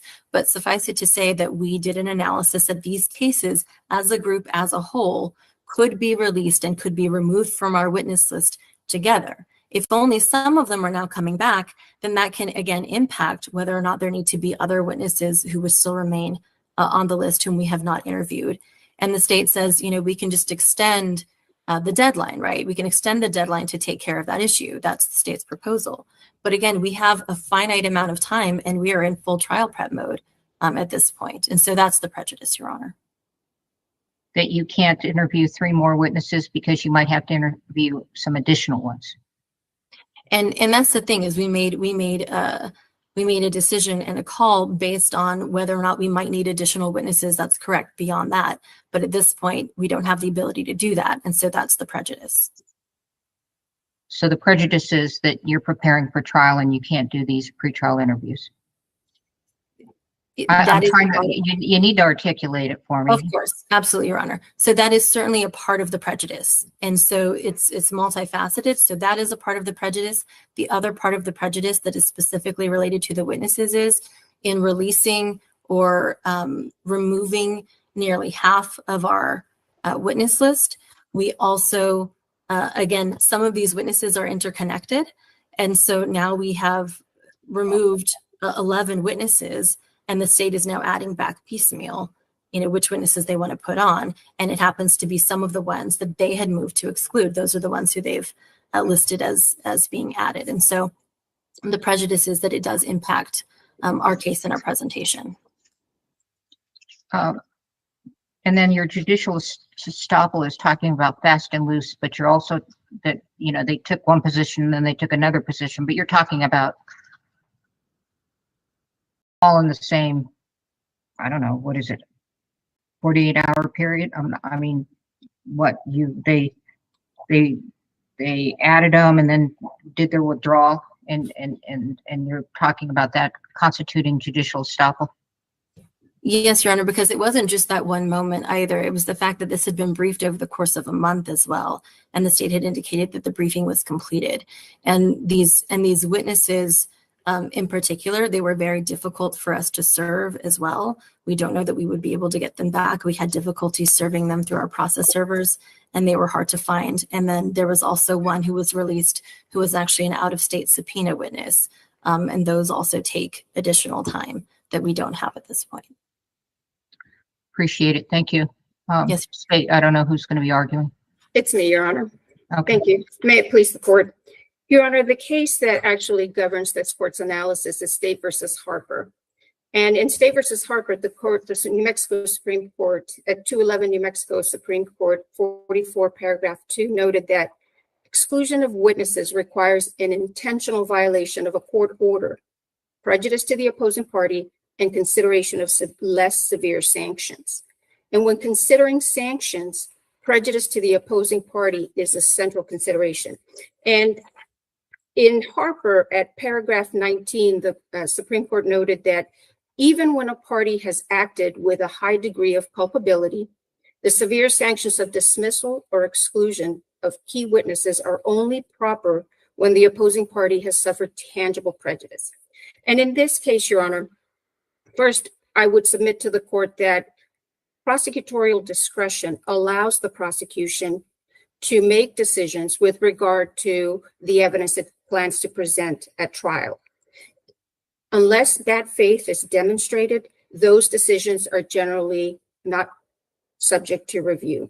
I would submit to the court that in this case, what happened, Your Honor, is that on May 6th, there were a number of witnesses disclosed. Because that was the pretrial motions deadline, the state had no idea the defense was planning to call these witnesses. So we filed this motion. But then these witnesses were set for pretrial interviews, the ones that the defense now seeks to exclude. These witnesses were interviewed. These witnesses, then the state investigated the statements of these witnesses and determined over a period of that weekend that it would be there would be no prejudice to the state. So we went ahead and withdrew the motion. And so what's important for the court to know, Your Honor, is that Mr. Zach Sneesby, which is one of the witnesses that the defense fortuitously decided to withdraw, actually was interviewed the week before, the last week in May. And during his interview, he revealed that he was standing very close to Mr. Baldwin when he shot and killed Helena Hutchins. And Mr. Sneesby specifically said he saw Mr. Baldwin pull the trigger. And as you know, the defense position has always been that he didn't pull the trigger. Well, now there's an eyewitness who actually says he saw him pull the trigger. And he said this during his pretrial interview. The state conducted additional investigation and determined that it would then withdraw its objection or opposition to these witnesses. There was no bait and switch. There was no bad faith. And what's important, Your Honor, is that these were defense witnesses. It's not like these were state witnesses that were not made available for pretrial interviews. These were defense witnesses. Presumably, the defense had spoken to them, had investigated what they were going to say, and they disclosed them on their witness list. So for them to now argue prejudice is, I would respectfully submit, disingenuous, because they are seeking to exclude and claiming prejudice because they withdrew and didn't have time to set up pretrial interviews of their own witnesses. Well, if we're going to list witnesses on our witness list, we first interview them, find out what they have to say, and then we list them on our witness list if we believe their information or the evidence they're going to present is relevant. On May 6th of this year, the state filed its witness list. The 45th witness, as the court noted, is any witness disclosed by defense, called as a witness by the defense, or listed on the defense witness list. The fact that the state then listed the witnesses the defense sought to withdraw on its witness list does not result in a violation of the rule, because we did, as the court pointed out, the 45th witness was any witness listed or disclosed by the defense. Your Honor, with regard to the prejudice, because before the court can impose the severe sanction of exclusion, the court has to find that there is prejudice. At paragraph 19 through 21 of the Harper decision, the court specifically stated, and I quote, "The requirement that any serious sanction against the state be conditioned on a finding of prejudice is well established in our case law. Prejudice must be more than speculative. Therefore, when discovery has been produced late, prejudice does not accrue unless the evidence is material and the disclosure is so late that it undermines the defense preparation for trial." These were defense witnesses, and that bears repeating. These were not state witnesses that the state suddenly disclosed a few weeks before trial. These were their own witnesses that the state put on the witness list on June 2nd. Therefore, Your Honor, under Harper, I would submit to the court that there has been no intentional violation of the court's order. In fact, there has been no violation of the court's order, and therefore the extreme sanction of exclusion is not justified. The state offered and continues to offer. We will agree to extend the pretrial interview deadline. If they wish to interview yet again, potentially their own witnesses, we have no objection to that. We have no objection to extending the pretrial interview deadline. And that would be the appropriate remedy in this case, Your Honor. With regard to the doctrine of judicial estoppel, I would submit to the court, Your Honor, that this is a doctrine that would not be applicable in criminal cases. And we cited to a case that could be analogous for that proposition, and that's State versus Arevalo. And that's 2002 New Mexico Court of Appeals 62 decision, wherein the New Mexico Court of Appeals refused or rejected the application of non-mutual collateral estoppel. And in that case, the New Mexico Court of Appeals, in citing Standifer versus United States, a U.S. Supreme Court decision from 1980, noted that the question whether the contemporary doctrine of non-mutual collateral estoppel basically is an unknown for New Mexico courts. Now, in New Mexico, with regard to criminal cases, the important interest in enforcement of criminal law and the public interest in the accuracy of justice of criminal results are not present in civil litigation. So what the defense is asking this court to do is to apply a doctrine from civil law to a criminal case. And we have different concerns, Your Honor. We have different concerns in a criminal case as we do in a civil case. And so as the court in State versus Arevalo rejected and refused to apply the doctrine of non-mutual collateral estoppel, this court must reject the defense invitation to apply this judicial estoppel doctrine to this criminal case. The state was not able to find any case where the doctrine of judicial estoppel was applied in a criminal case. And that's because, based on Arevalo, the appellate courts in this state would likely reject the application of that civil doctrine to a criminal case.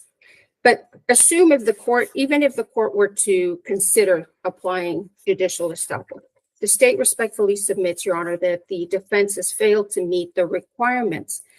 First, the party against whom the doctrine is to be used must have successfully assumed a position during the course of litigation. Now, the defense argues that there need not be a judicial decision. The state submits to the court that that is a prerequisite. And even the case that they cite to, matter of state of Kuchan, at paragraph 14, the court specifically says, quote, "Under New Mexico law, a party successfully assumes or argues a position when the party takes that position before a judicial body. That position is at issue and the party is ultimately successful." The Kuchan court cites to Wooten versus Vinson, and in that case, the court declined to apply judicial estoppel in a dispute over attorney's fees to the plaintiff's argument that the fees were reasonable, in part because the plaintiff did not ultimately convince the district court that her attorney's fees were unreasonable. This court had not yet ruled on the state's motion. So that prong of the judicial estoppel doctrine does not apply in this case. Counsel argues that, well, it's either a motion or they could, or have an order and the first prong is met. Given the language from the Kuchin case, the New Mexico courts, appellate courts would likely find, and did find in that case, that there has to be some judicial decision as it relates to the position that was taken by the party. But assuming the court finds the first prong is met, I would respectfully submit that the defense has failed to meet the prejudice prong. And the judicial estoppel doctrine requires the defense to establish that they have suffered prejudice. There has been no prejudice in this case. Again, these were defense witnesses who were disclosed by the defense, presumably interviewed by the defense, and that's why they disclosed them, because they obtained information that they believe would be favorable to their position. So there is no prejudice in this case, and we're talking a very short period of time. And again, prosecutors' pretrial decisions carry or enjoy a strong presumption of regularity. Unless there has been a showing of bad faith, those decisions should remain in place, Your Honor. There is no prejudice to the defense as it relates to this particular issue. And as I noted, Your Honor, under Harper, the decision here would be to extend the pretrial interview deadline, allow for the defense to speak to their own witnesses, and any prejudice is cured. And we would respectfully request that the court deny the defendant's motion to exclude these witnesses. Reply, Ms. LeBlanc. Yes, Your Honor. I'd like to address a couple of the cases that the state has raised. First, with respect to Arevalo, State v. Arevalo. On this case, Your Honor, where they're talking about mutual collateral estoppel. Again, collateral estoppel is a different principle, but what the court was deciding in this case was there were two co-defendants, and they each had been assigned separate jury trial settings. At one jury trial setting, one of the co-defendants was found not guilty. Then the co-defendant who was set to go to trial second, then instead filed a motion for judgment of acquittal, asserting that because the other co-defendant was now found not guilty, that the same should apply to him.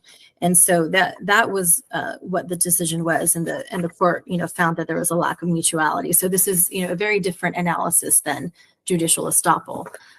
There is precedent, however, for the use of civil type doctrines or principles when we look at, for example, specific performance that derives from contract law. And we have cited cases in our motion as well that have to do with the proposition that when the state has made an offer of a plea agreement where the defendant detrimentally relies on that offer, even if it has not been yet accepted by the court, then the state has to engage in specific performance and leave that offer open. So there is precedent, Your Honor, for the inclusion of civil doctrines within the criminal context when it is appropriate. And in this case, it is appropriate in order to maintain the integrity of the judicial process. The other proposition that the state has put forth before the court was that basically criminal prosecutions and their discretion in initiating and conducting those prosecutions will not be disturbed, those decisions by the prosecutors. And for that proposition, they cited Blackledge v. Perry. And in this case that was cited by the state, actually the court did not say that the prosecutorial discretion would stand absent bad faith. They say the opposite. What they said was that even in the absence of bad faith, the state cannot indict on a felony after the defendant had been convicted on a misdemeanor and then appealed the conviction and got a trial de novo. And they said even where there was not bad faith, the prosecution cannot do this because, in fact, they don't want this to have a chilling effect on defendants who would be exercising their right to appeal. And so, that is not accurate. That bad faith is the only way in which a prosecutorial discretion can be overturned. And I would ask the court to consider the fact, again, in the state's own words, in their motion that they filed on May 6th, the rules do not contemplate gamesmanship, and this court should not countenance such conduct. I will also point out, as a couple of final points, that the state talks about, the time the defense had to investigate this case. However, the state has had even longer. The state has had nearly 3 years to investigate this case. And somehow within that short window of, less than 48 hours between when the last witness had been interviewed on May 31st and then the moment that the defense had had submitted its courtesy copies and filed its notices of withdrawal of witness and also its new amended witness list. Within that period of time, what changed? What additional investigation was had that didn't already take place before? They have told the court nothing about any of those specifics. What changed was that the defense revealed its position, and then they sought to take advantage. And in addition, the state says that they filed its motion to exclude as a placeholder motion. First, in order to file a motion, there has to be good faith. You have to have an actual basis to file a motion. The state in their motion claimed prejudice. That is different than a placeholder motion. If they're saying it's just a placeholder, then how are they making assertions of prejudice if it's just something there? So it sounds like the state is saying that those are just words that they included because that was the standard that they needed to meet, rather than actually determining that they had suffered prejudice because it was merely a placeholder. So we would ask the court, again, to grant the defense motion. Thank you, Your Honor. Thank you for your presentations, counsel. The court makes the following ruling, which will be followed up by a written order. The court denies the expedited motion for order excluding witnesses. I did not think that the defense has demonstrated the prejudice that is required under State v. Harper. The defense was on notice that the state may call defendants' witnesses through their May 6th witness list addendum. And given this notice, the court does not find that defendant was prejudiced by the later filed June 2nd, 2024 witness list addendum. With respect to the judicial estoppel argument, that also is denied as part of this order because the doctrine is to prevent parties from playing fast and loose with the court by successfully arguing one position and then later adopting a position inconsistent with the first. And there, I don't think you've met the prongs of, first of all, they didn't successfully argue before the court, and also I don't think that there's the prejudice as contemplated by Cutchin. So you'll get these orders next week. All right, next up.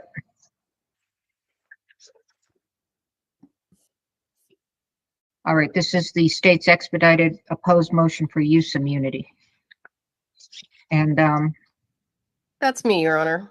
All right, Mr. Bowles was trying to get on. No, this isn't his.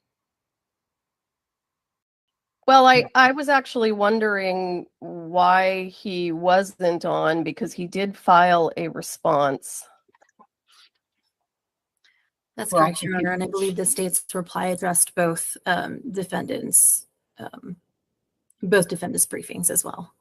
Well, but there's an issue there because the defendant, Mr. Baldwin, does not have standing to oppose use immunity for Ms. Gutierrez. That's outlined in the case law. I can give you the case. It's State v. Brown. Okay, I didn't even call this yet. I just mentioned about Mr. Bowles. So let me try to see if staff can get him on now.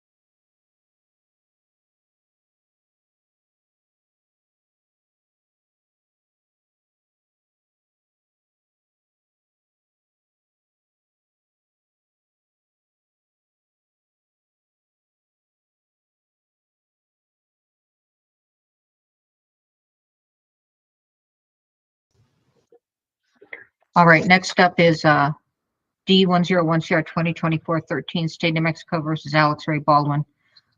Again, this is the order denying state's amended opposed expedited motion for use of immunity for Hannah Gutierrez, and parties that are arguing, state your name. Carrie Morrissey on behalf of the state.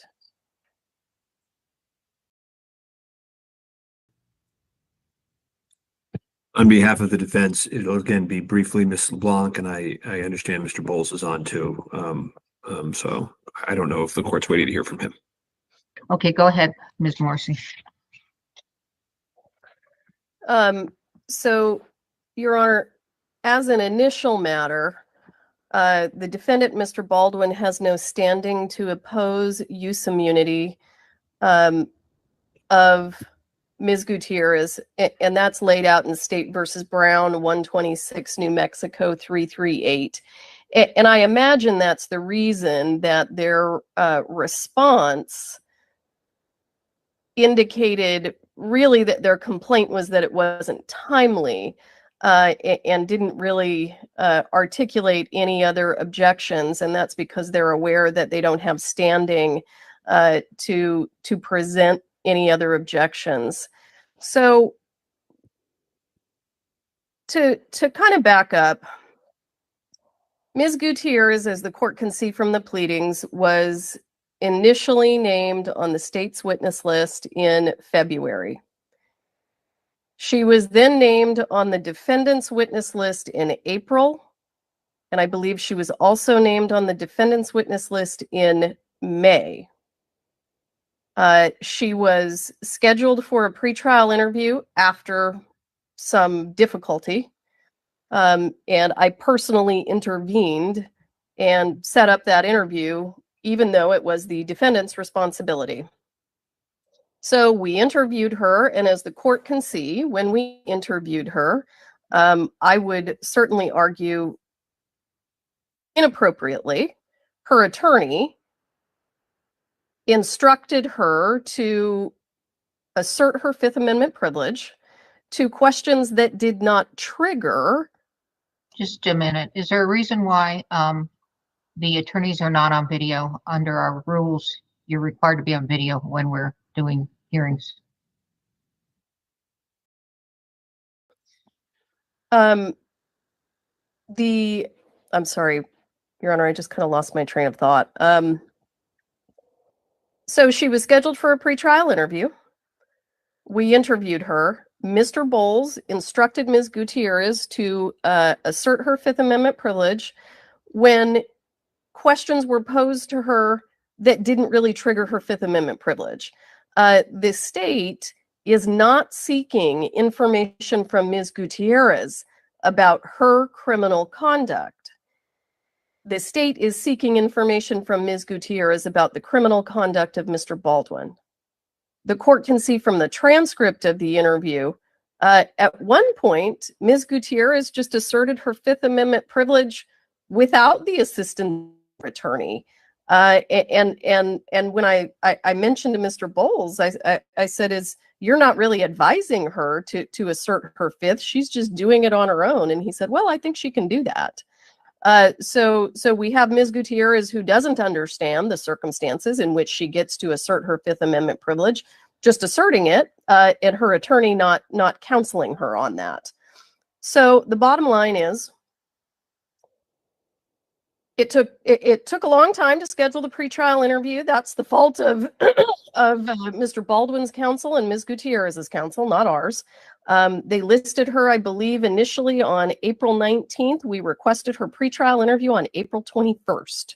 We didn't create any delay at all. Her interview was scheduled, and Mr. Bowles did exactly what Mr. Baldwin's counsel wanted him to do, which was just have her assert the Fifth to everything, because they don't want her to testify. She is listed on their witness list, and they presented her for a pretrial interview, but they don't want her to testify. They want to get her statements in as exceptions to hearsay. And certainly what the state is arguing to the court is that the hearsay statements that the defendant wants to present to the jury Those are statements that have to do with Ms. Gutierrez's culpability, and they are absolutely exculpatory to Mr. Baldwin, and they go to causation in this case. It's perfectly appropriate for them to present those statements. I'm not objecting to that or arguing that point at all. But what I am saying is that in turn, the state is also allowed to present testimony from Ms. Gutierrez that goes to Mr. Baldwin's culpability. She has probably more information than any other witness with regard to Mr. Baldwin's culpability. We are simply asking that we also be able to present testimony and evidence from Ms. Gutierrez. The defendant intends to do it. There's no question about it. So the first thing that needs to happen here is we need to have some kind of a question by question determination from the court as to which questions Ms. Gutierrez even can lawfully assert her Fifth Amendment privilege.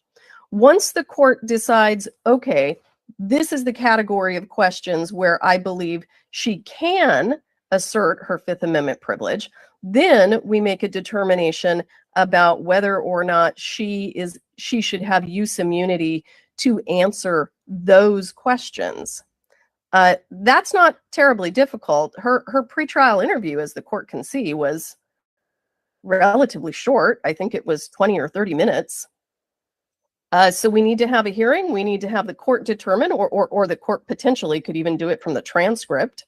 Have the court just determine what she needs immunity for. At this point, a lot of the questions that we would ask her, she doesn't even need immunity for. She's just a normal witness. She's on the witness list. She's been interviewed. We put her on the witness stand. We ask her the questions, and she's required to answer them under penalty of perjury. There's no reason when she's posed a question, for example, was Mr. Baldwin attentive during the firearms training that you provided? How does that trigger her Fifth Amendment privilege? What did your firearms training with Mr. Baldwin consist of? How does that trigger her Fifth Amendment privilege? So this is just something that we need to get ironed out so that the jury can have all of the information that the jury needs, that the jury is entitled to, and we don't create a situation where Ms. Gutierrez's statements only come in with regard to the exculpatory value they have for Mr. Baldwin.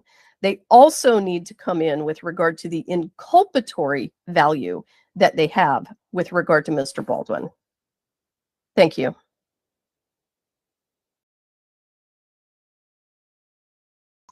Mr. Bowles, sorry. Your Honor, and as a preliminary matter, Judge, can you hear me?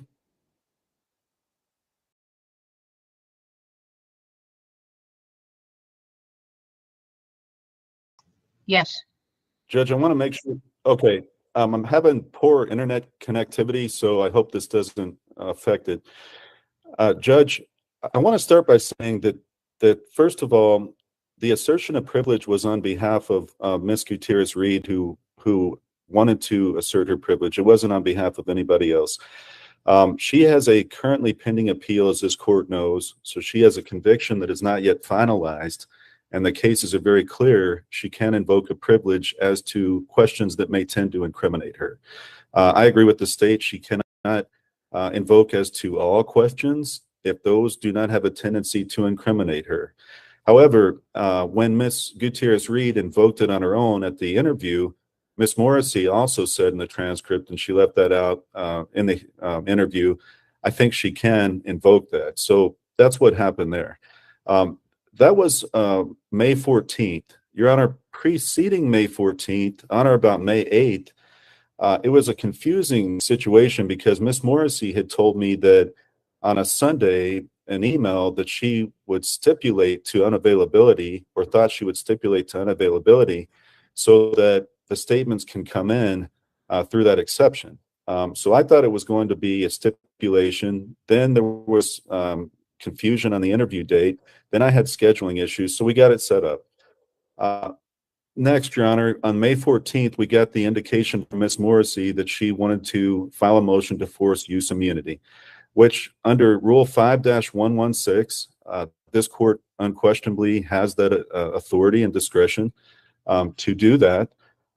Now, Your Honor, in a normal case, and the cases cited in that rule, Bellinger and some others, this court can force use and derivative use immunity, which I do not believe should be selective, as the state indicates, because the problem we get in there is that on cross-examination, questions may be asked, then Ms. Gutierrez-Reed may have to invoke in the middle of trial. If that were to happen, her testimony could be stricken. So I think if this court were to order use and derivative use immunity, it would have to be blanket as to the trial testimony and cross-examination, I would submit, to avoid those issues. But Your Honor, that's in the normal case. This will be most likely the most publicized trial in the history of New Mexico, or at least one of them.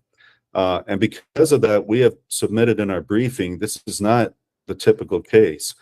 If Ms. Gutierrez-Reed testifies, there's no current restrictions about what could be asked of her, including on cross-examination. That testimony will undoubtedly be watched by millions of people. Currently, Ms. Gutierrez-Reed is set for trial in front of Judge Ellington in August. We have moved to continue that, Your Honor, but that is a separate matter involving alleged bringing a gun into a bar. There's no protections as to Ms. Gutierrez-Reed on that trial, because even if this court were to order use and derivative use immunity completely, that testimony she gives will be watched and heard by potential jurors, and there's really no way to prevent that. Now, the government says we can do a motion to change venue if there's an issue. But again, that raises the issue, Your Honor, this is going to be widely publicized across not only the state of New Mexico, but the country. So that's a very real concern Ms. Gutierrez-Reed has. She's also, and the state really didn't touch on the separate Ellington trial, Judge Ellington trial, but that is a very real concern of hers, that if she's asked on cross-examination questions related to that, it really imperils her ability later to defend herself in that proceeding. We also have the appeal, Your Honor, which we don't know what will happen on that, but if it's remanded, the state gets a complete opportunity to cross-examine or examine Ms. Gutierrez-Reed on matters she would have never had to say going into that trial. So while the court unquestionably has the discretion, I would submit, Your Honor, that because she is unavailable and statements can be introduced by both parties, there is another way the court can handle this and avoid the potential constitutional issues that may arise in the future with her right to a fair trial in front of Judge Ellington, and perhaps in front of this court if the appeals court reverses this case. So I think there's another way this could be handled for the testimony to be obtained by both parties.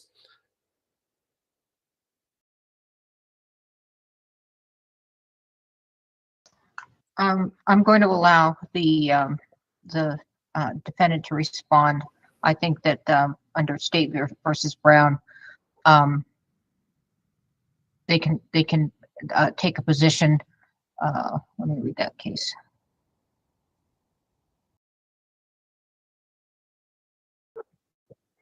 All right, so I think that you can oppose the motion.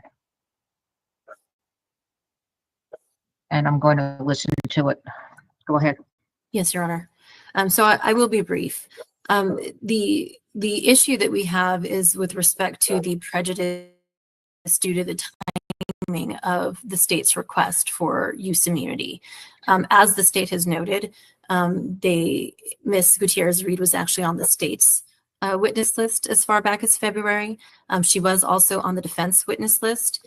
And the state could have made this application months ago, because the situation is that Ms. Gutierrez-Reed did not testify in her own trial. And so there were no new statements that were available to the state after the trial that were not already available to the state for the past nearly 3 years. So they were aware of the situation. And they even, it sounds like from Mr. Bull's representations, the state even indicated that they were willing to stipulate to unavailability without taking her statement, which would have then, resulted in, the same position we would have been in without the grant of use immunity. But the state was aware of this. They were aware of this 50 witnesses ago. They were aware of this 3 years ago, and they had her listed. So at this point, the state now, as they're making all of these many numerous disclosures, they disclose us all of these, phone calls from Ms. Gutierrez-Reed, again, that we cannot possibly have the time to go through in advance of a pretrial interview of her, because what the state is indicating is they think she has much more information than the statements that have already been provided. Well, we don't have access to those statements. We would need to interview her. So she's effectively becoming a new witness that now we would have to interview and prepare for her at trial. And so the state had every ability to do this sooner. And we would ask that the court consider some of the items that were also in, that I know were contained in some of the other filings that the defense has submitted with respect to the volume of new disclosures that the state has made, and the prejudice that the defense will suffer if we now have to approach this new, rather substantive witness when we're talking about just 10 days, 10 business days before trial. Additionally, the state has indicated that they requested her interview right away and they weren't responsible for any delay. I think that needs some clarification, Your Honor, because the defense initially had subpoenaed Ms. Gutierrez-Reed for a statement. There were some scheduling issues based on availability. The defense actually was working with and contacting the prison facility, and we did have that set up, but then the interview had to be canceled based on availability of Ms. Gutierrez-Reed's counsel, and she does have a right to have counsel present. So that had to be moved. In the interim, as we were setting up the next one, Ms. Morrissey indicated that she wanted a deposition instead of a statement. And so she needed to file a petition before the court. The defense took no position on that, but informed Ms. Morrissey that if that's something that she wanted, she would need to petition the court for that, as is the appropriate criminal procedure under the rules. She did not do so, but that did cause part of the delay. And then ultimately the interview was scheduled with Ms. Gutierrez-Reed, did take place, and the defense also provided the information to the prison facility with the links for her appearance. And so we would just ask the court to note that there was nothing that prevented the state from petitioning this court for use immunity. And that is our sole objection at this stage, is the fact that they could have done this while we still had the time to conduct a full investigation of what her statements would be without prejudice to the defense. But now here we are in the 11th hour on the eve of trial, and the state is making motions for use immunity that will basically provide this witness who would be one of the most significant of the trial. And we are definitely prejudiced by this late request, and we would ask the court to deny the state's application for immunity, at least specifically with respect to the timing and the prejudice that this would cause the defense of Mr. Baldwin at this stage. And he is entitled to a fair trial and to an opportunity to prepare and present an adequate defense. All right, before you reply, I have a question for Mr. Bowles. Is she going to use that use immunity, or does she just plan to not take advantage of it? And Your Honor, I really apologize. It noted that my internet was having connectivity. I heard part of the court's question. Does Ms. Gutierrez, all right, does Ms. Gutierrez, to your knowledge, have any intent to answer the questions if given immunity based upon that? I mean, I'm looking at the interview. She didn't cooperate. Your Honor, she doesn't want to be cooperative in this case. I understand the court can order under use immunity, blanket use immunity testimony, but she does not want to answer the questions. Reply, Ms. Morrissey. Your Honor, if the court were to grant the motion for use immunity and Ms. Gutierrez were to refuse to follow the court's order, then she's held in contempt of court. witnesses don't just get to refuse to follow the court's order. She refuses. She's held in contempt of court. We will be asking for additional jail time. That's how this goes. I will start by, it's baffling to me, absolutely baffling to me, that there is a defense attorney in this hearing opposing immunity for his own client. If that is not an indication that he is acting as an arm of Mr. Baldwin's defense team, I don't know what is. And listen, Your Honor, that's inappropriate. I think it's absolutely true. Okay, let's move on. It's Keep going. actually not. You all, it's her turn. Let's keep going. Mr. Bowles has told the court, look, it's really complicated, Judge, for us to do it the right way, for us to put her on the witness stand and have her, outside the presence of the jury, or set a hearing and have her outside the presence of the jury, figure out what she can answer and what she can't answer. So you have to do it blanket. Okay, do it blanket. I'm not opposing that. Mr. Bowles' suggestion, if that's what he thinks is the best way to do it, you can absolutely issue blanket use immunity. She has to answer every single question under the court's authority. If she doesn't do it, she suffers the consequences of that. Mr. Bowles continues, even in the Baldwin case, to present information to the court that is patently false, and he's doing it again. He is in this hearing telling this court that these lawyers, the defense attorneys and the state, are going to be able to ask any question of his client. Well, the rules of evidence only permit us to ask relevant questions of his client. Every lawyer who questions Ms. Gutierrez at trial will be subject to the rules of evidence, will be permitted only to answer appropriate, relevant questions, those questions that are determined by this court to be appropriate. The Ellington case is just a red herring.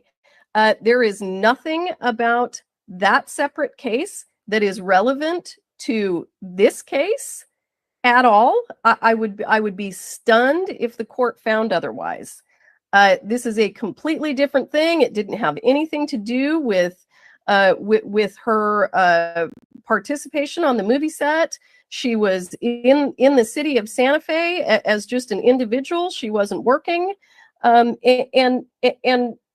it's absolutely ridiculous. Not to mention the fact that Ms. Gutierrez has another case pending in front of Judge Ellington because of her own conduct. So we don't turn around and say, state, you can't use her as an incredibly important witness because she's got this other case pending. She has another case pending because she seems to have committed additional criminal offenses. That's kind of the way it goes. With regard to Mr. Baldwin's argument that there is prejudice based on the timing, let me tell you, Judge, I was not aware that I was going to need a motion for use immunity. I was not aware that Mr. Bowles was going to show up to a pretrial interview and instruct his client to assert her Fifth Amendment privilege to questions that do not trigger the Fifth Amendment privilege assertion. Now, based on my experience with Mr. Bowles in the Gutierrez case, maybe I should have anticipated that, but I did not. So I didn't learn of that until we finally got the pretrial interview done. Ms. LeBlanc's statement about the short period of time that the state was considering asking for a deposition, that didn't create any delay at all. At that point in time, Ms. Gutierrez was already scheduled for a pretrial interview. That pretrial interview was never canceled up until Mr. Bowles indicated that he had scheduling difficulties. So the pretrial interview was scheduled. We talked briefly about having a deposition. We reached out to Mr. Baldwin's counsel. We asked for their position on that. They said they took no position on it. And I said, okay, I guess we'll set her for a deposition. Then they said, no, no, no, we're not opposing it, but we think that you need to get the court's approval. I'm not creating that delay. They're creating that delay. And at the end of the day, we said, look, we'll just go ahead and interview her on the day that she set, which was May 9th. Actually, I think it was May 10th. So we agreed we'd go ahead and interview her on that day. The interview was never canceled. Mr. Bowles canceled the interview. We got her scheduled on the 9th. Mr. Bowles canceled the interview. We were trying to get her reset. And because I sort of had this feeling like if you want something done right, you better do it yourself. I did it myself. And I finally ended up getting my pretrial interview, wherein Mr. Bowles unlawfully instructed his client to assert her Fifth Amendment privilege to nearly every single question that was asked of her. So to say the state should have just been able to anticipate this roller coaster ride is absolutely ridiculous. Now, with regard to the jail calls were provided weeks ago. I know how long it takes to listen to the jail calls because I've had to pay my investigator to do it. There are 2 lawyers on the state side. There are 10 lawyers on the defendant side, and they have at least 1 investigator. So if they can't get that under control relatively quickly, I'm not sure what to say. We are not, I want to make clear, we are not asserting that Ms. Gutierrez has a whole bunch of additional information that nobody's ever heard of. She is specifically being called by the state so that she can simply give the jury the information that she already provided to law enforcement and to OSHA with her lawyer's advice to waive her Fifth Amendment privilege. So those are the things that we're asking to get in through her testimony. There's one other statement that she made in a jail call that was specifically provided to the defense. They don't need to go listen to 300 and some of them to find that. We gave them the number. We showed them exactly where it was. Now, at the end of the day, when the defendant comes to court and says, Judge, we don't have enough time, we're prejudiced because we don't have enough time, I want to take the court back to the hearing that we had on February 20th, where we were talking about scheduling, and the court suggested that the trial be scheduled in October, and the state suggested that the trial also be scheduled in October, and it was Mr. Spiro, it was the defendant, who said, no, we need to have a trial in June. They wanted a trial last month. They got a trial this month, and they continue to come to court and say, Judge, we don't have enough time. They don't have enough time because they asked to have the trial set too soon in a case that has massive discovery. With regard to any of their complaints about all of these documents that have been provided, I have to tell you, Judge, when they indicate in their arguments that they received this massive amount of discovery, what happened was we realized that not all of the lapel videos were in our possession and therefore were not in the defendant's possession. So as soon as we realized that, we got those videos from the sheriff's department, we uploaded them, we provided them, and we realized that the vast majority of those videos were duplicative. So what was happening is 2 police officers were conducting an interview. The defendant didn't have the lapel camera from one of the officers, but they did have the lapel video from the other officer who was present for the interview. So a lot of their complaints about this stuff was coming in late, they're really over exaggerating any potential prejudice that they could have possibly had from any of that. And again, they asked for a June trial because of my objection. The court gave them a July trial when we were intending to have an October trial. So if they don't have enough time, there is a remedy. They can ask for a continuance. Thank you.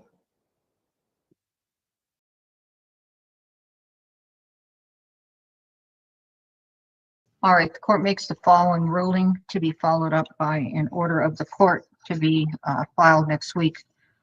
The state denies the state's amended opposed expedited motion for use of immunity for Hannah Gutierrez. It's pretty clear that she does not intend to cooperate. The court may grant use immunity pursuant to Rule 5116 if the court finds the testimony may be necessary to the public interest and the person has refused or is likely to refuse to testify. So it's really the public interest portion that I'm going to address because she has indicated that she won't testify. You've indicated that she possesses information about what she already told the investigators. I don't think that there is anything that, I mean, I haven't heard of anything that she might testify to that someone else could not testify to, even about her observations. Maybe, I mean, maybe the only thing is, the only portion is that talking about how Mr. Baldwin didn't, you know, didn't want to be trained, things like that, which she could probably answer without the use of immunity. But, you know, the state says, well, the simple solution after she refuses to answer, even though she's been given immunity, is that you can hold her in contempt. I'm not going to do a mini trial within a trial. And I think that when all is said and done, if she's going to be an unavailable witness, then we're at the 11804 evidence rule on unavailable witnesses. So I think you should prepare accordingly. If I could just ask a point of clarification. Yes. Given that the court is denying the motion, the state still can ask questions of Ms. Gutierrez that do not trigger her Fifth Amendment privilege. So we can still have her transported. We can still put her on the witness stand. Does the court want to deal with what questions she has? She has the right to assert the Fifth to prior to trial, or do you just want to wait and do it then? Right. I mean, I'm forecasting based upon what Mr. Bowles is saying, based upon that interview, that everything is going to be a non-answer, and then there's the unavailability of the witness.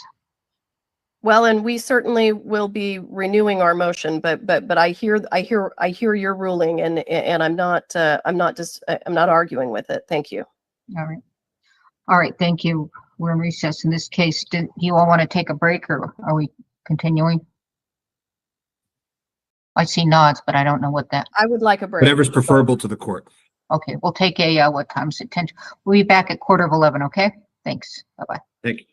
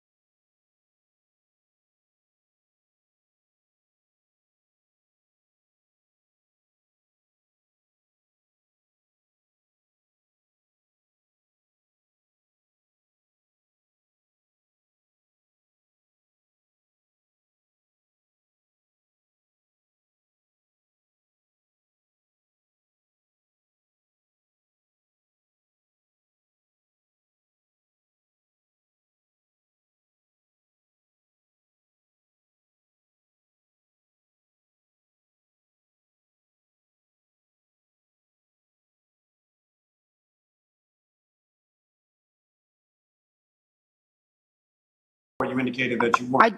I did not read the report. From the report. Mr. Lally, Sorry. let the witness answer one question at a time, one speaker at a time. Doctor, can you answer that question? Sure. I did not read that report. Now, you had written some articles that you were asked about in reference to dog bites or canine dog bites in the emergency department. Is that correct? Yes, co-authored. Something that you published or authored or co-authored sometime in the late 1990s. Is that right? Correct. And in that instance, you talk about law enforcement dogs and a bite and a hold technique, correct? Yes.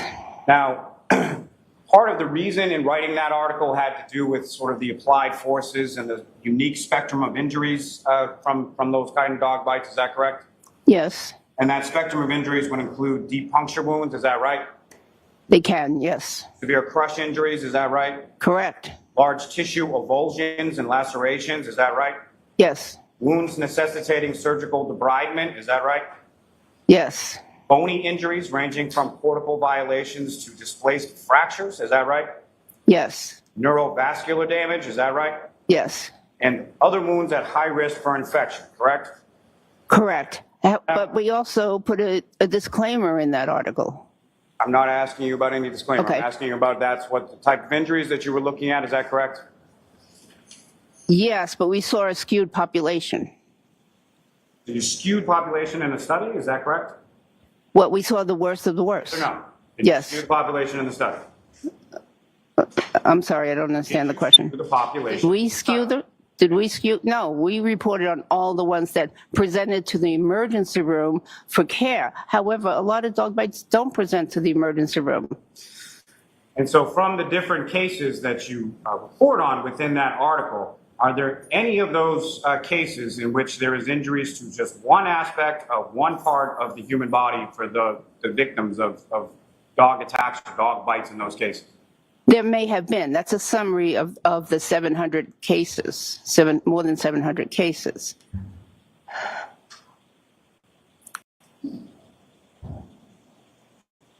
Is it normal in any kind of animal attack for injuries to occur on just one side of one arm of the person that's being attacked, clawed, or bitten? There are many people who are bitten or scratched. I'm asking if it's normal, ma'am. That's all. Okay, so hold on, Mr. Jackson. Mr. Lally, ask a question, wait for the answer, and then start a next question. Do not interrupt the witness. I apologize. I don't mean to interrupt, but I'm asking for an answer responsive to the question. So ask a question and ask it in a manner that you get a responsive answer. Dr. Russell, is it your testimony that it's normal in an animal attack for injuries to occur on just one side of one arm and nothing else, anywhere else on that person's body? It can be, yes. I'm not asking if it can be. I'm asking, is that normal? I can't say. It's sustained. You have to ask the question differently. So from your observations, you looked at various photographs of Mr. O'Keefe, is that right? I did. Did you observe any injuries on any other part of his body that you would attribute to an animal attack, whether they be claw marks or bite marks or anything else? No. So nothing on his left arm, correct? Nothing that identified as a dog bite or scratch. On his legs, is that correct? That's correct. Nothing on his torso, is that correct? That's correct. Now, you say an animal attack, possibly a large dog, correct? Yes. Can you say what type of animal left these marks that you attribute to an animal attack? Not with 100% certainty, no. Can you say where physically Mr. O'Keefe was located when the animal attack supposedly occurred? Objection. Can you say that? No. Okay. Can you say when Mr. O'Keefe purportedly sustained these injuries from an animal attack? Well, to a certain degree, yes. Before, it was before death, but not long enough to have a big inflammatory reaction. So yes. So minutes to hours before death. Minutes to hours before death, but at some point before death, correct? Yes. Can you say anything about the breed of dog? No. Can you say anything about whether it occurred inside the house, outside of the house, anything like that? No. As far as, you mentioned some of the different things that you reviewed over the course of your testimony, over the preparation of your testimony, both prior to Tuesday and between Tuesday and today. Any of those things contain any forensic reports or phone examinations or anything else related to this case? Could you repeat that? What kind of examination? Phone? Any of the materials that you reviewed, whether it be prior, sometime between May 17th and Tuesday, or anything that you reviewed between Tuesday and today, did any of those materials that you reviewed contain any sort of forensic reports or anything beyond the UC Davis? Yes, I saw a photograph. So you saw photographs. And to that point, you never actually saw Mr. O'Keefe's body, correct? You just saw photographs? That's true. And with respect to the UC Davis report, as far as canine DNA, are you aware that the results of that were that there was no canine DNA on Mr. O'Keefe, on swabbings that were sent to the UC Davis lab? I'm going to allow it. Yes, but there was clothing in between. Okay, but the swabbings came from the clothing with tears in the clothing in the same area as the injuries, correct? Okay. Do you know that or no? I couldn't tell if they came from the wound or the clothing. I thought that they came from the clothing, but You couldn't tell by reviewing the report whether or not the swabbings came from clothing or from Mr. O'Keefe's body? I know the clothing was sent to the laboratory. You know the clothing was sent to what laboratory? To the DNA laboratory. To UC Davis? Oh, I don't know that. No, I'm sorry. You are aware that that came back as far as negative for any canine DNA, correct? That's correct. Now, as far as the injuries that you observed, your testimony is that both the top teeth of whatever animal this is and the bottom teeth of whatever animal this is both made contact with only the top of Mr. O'Keefe's arm or the posterior of his arm? Both sets of teeth made contact with certain of those wounds, yes, but not all of them. But neither the top nor the bottom teeth made any contact that you observed, assuming your issue as far as an animal attack. There's no evidence of any animal attack on the bottom of Mr. O'Keefe's right arm, correct? I'm not sure what you mean by bottom. Anterior? Anterior? That's correct. And nothing on the posterior or the anterior of his left arm? That is correct. And nothing on his legs? That's correct. Nothing on his torso? Correct. Nothing on his head, is that correct? Correct. Now, as far as the marks that you did observe that you do attribute to an animal attack, can you even say with certainty whether or not those marks you feel are bite marks versus scratch marks? Do you have any idea which are which? There may be a combination. So is that no? Well, no, I think that the ones that had the linear abrasions above the small round punctate abrasions, I believe that those are bite marks from upper and lower teeth.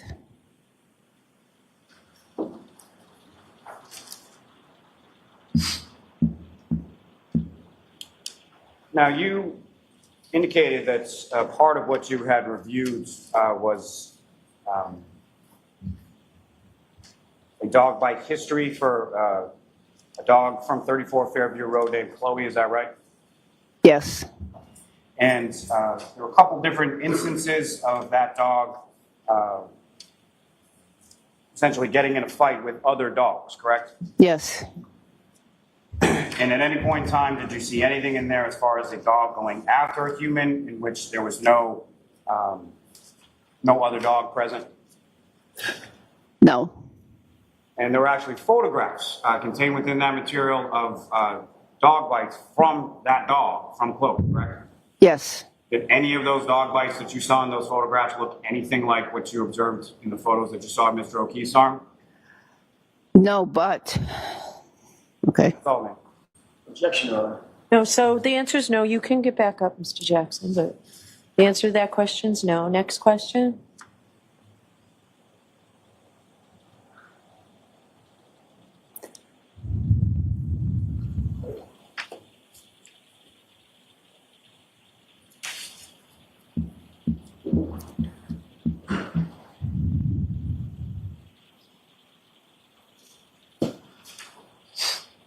So is it your testimony that from reviewing what you reviewed, that what you observe on Mr. O'Keefe's arm is consistent with an animal attack to the exclusion of any other possibilities?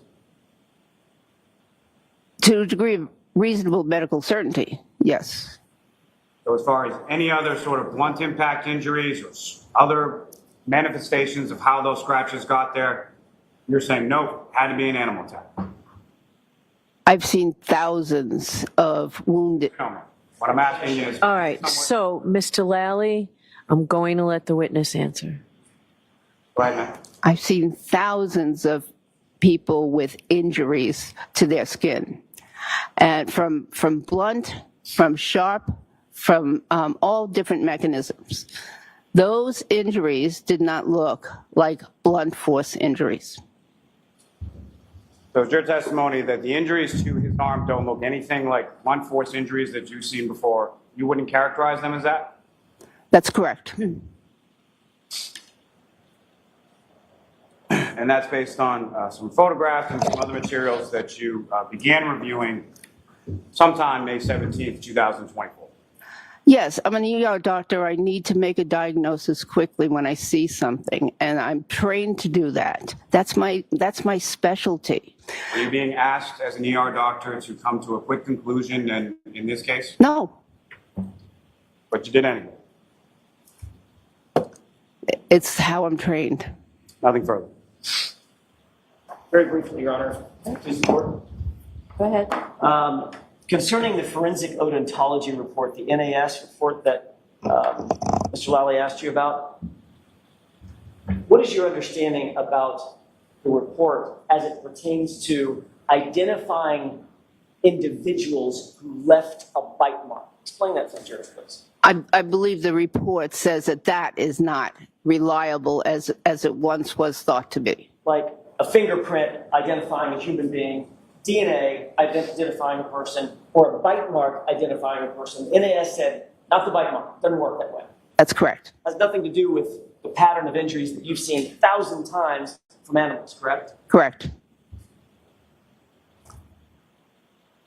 You were asked several questions about the injuries that you saw and studied attendant to highly trained canines, police dogs, correct? Yes. Very different than just a domestic dog that somebody might have as a pet, correct? Correct. And the bite injuries are very, very different as well, aren't they? That is correct. You were asked whether or not you were aware, based on UC Davis's report, that there was no canine DNA found on the swabs that were sent to them, correct? Yes. Are you also aware that there was pig DNA? I'm aware of that. Did that have any impact did you analyze that at all, one way or the other? Not to any degree of scientific certainty, no.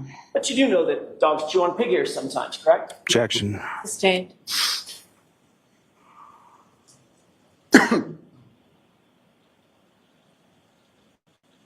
You've reviewed at least a report, if not a series of reports, that indicate that a particular dog has an attack history, correct? Yes.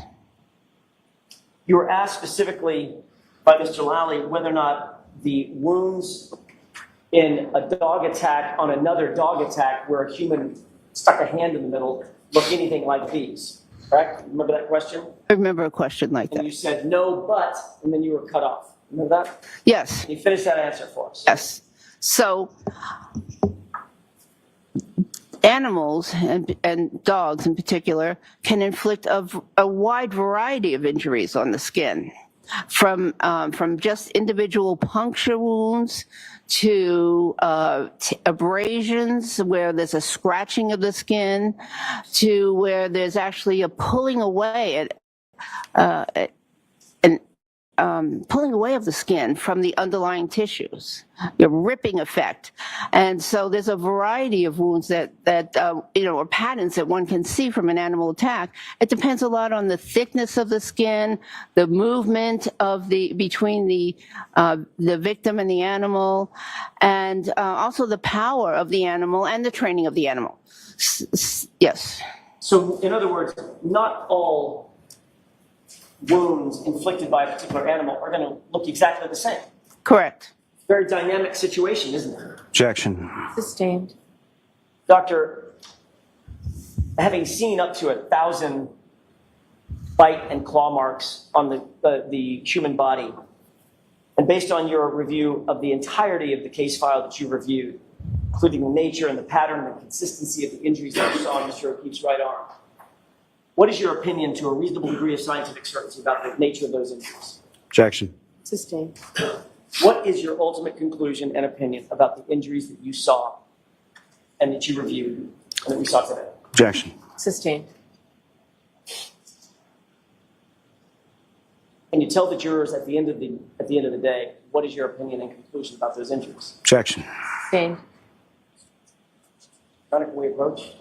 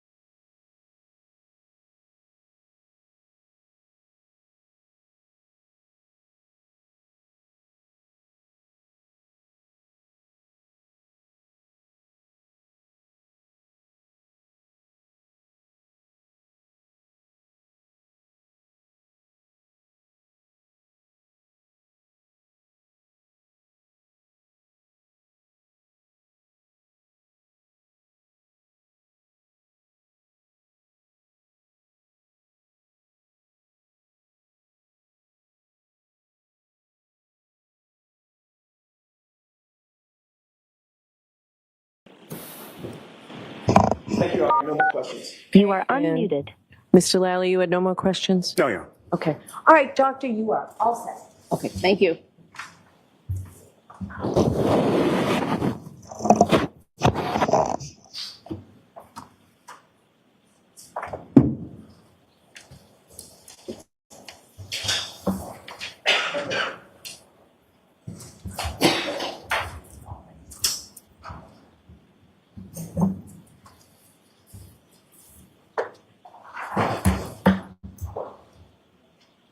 All right, jurors, we will take our luncheon break. Court, all rise to the jury.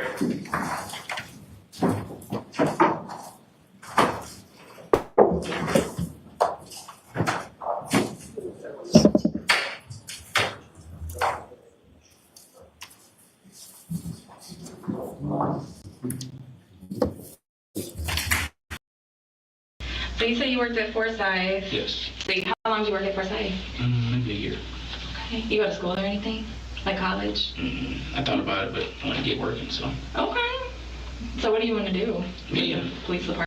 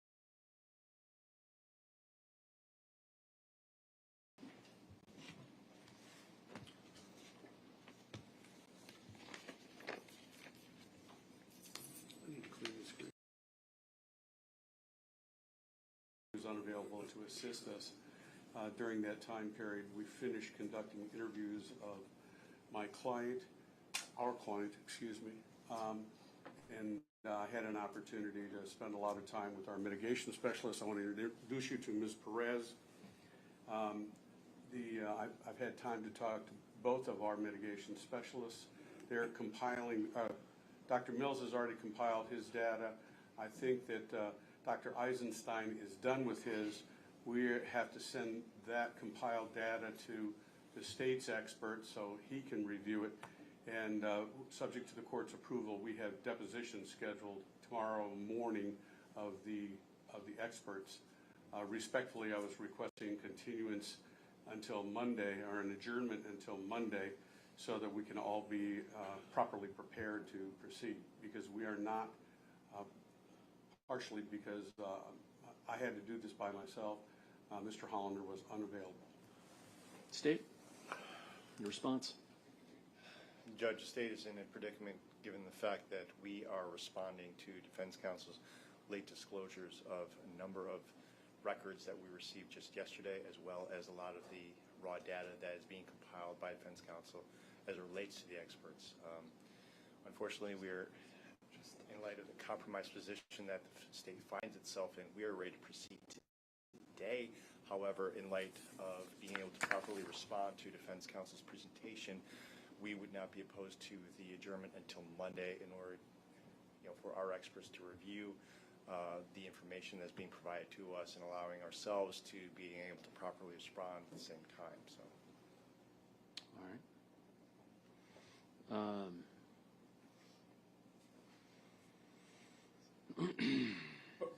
If I can, part of the problem is Dr. Eisenstein, because he's a neuropsychologist. He has this raw data. He can't reduce it down to anything until he actually goes back to his office in Miami and puts it into his computer. The program in his office in Miami will extrapolate the data, and then he can better render an opinion. Obviously, he can't do that. I guess my question is, what prevented him from doing that within the time frame that was already given, that you said, the time, because we continued this from April to give time for all of the experts to do their things, but what is it that delayed him from getting it done by today? If the court recalls, the problem we were having, I'm not going to go through the whole scenario again, but I got appointed to the case when I tried to get the experts appointed who should have been appointed 3 years ago or 4 years ago. I couldn't do that because the JAC was not accepting the order of appointment that Your Honor executed and was filed in the court file, because it didn't exclude consideration of regional conflict counsel. I submitted a new order to the judge when I found out from JAC why they had declined to accept the order of appointment for myself. Your Honor signed a new order, at which time then I could go forward and seek appointment of the various experts. I filed motions. We have to wait for JAC responses. JAC was slow in responding. I got everybody up to speed as soon as I could. Well, I thought those dealt more with just authorizing the payment for their work. It did, but they can't go forward until those documents, until they're appointed, none of these doctors can go forward.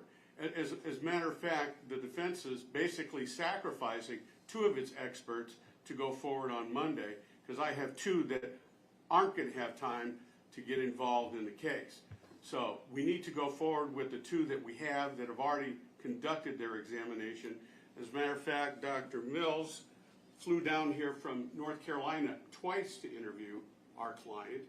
Dr. Eisenstein spent Tuesday and all day Wednesday with our client. We've done everything that we can to be ready by today, and we can't do it. Okay. What else needs to be done to be ready by next week? Dr. Eisenstein needs to compile his... what does that mean? He runs a series of tests, He has to put those test results into his computer, and then the computer provides a documentation as to what the results are from that evaluation. I need to send that off to the state and their expert. He's going to evaluate it. We need to take the deposition of all of the experts tomorrow morning, which is already scheduled. Okay. So he'll have that data compiled and done through his computer by tomorrow morning? Yes. By today. By today? By today. He's going back to Miami. Okay.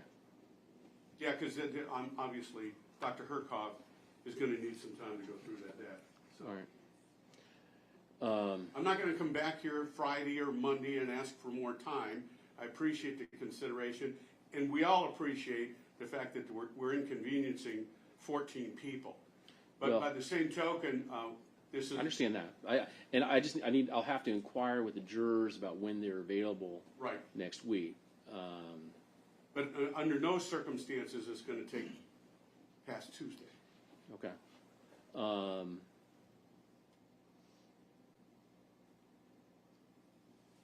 Okay.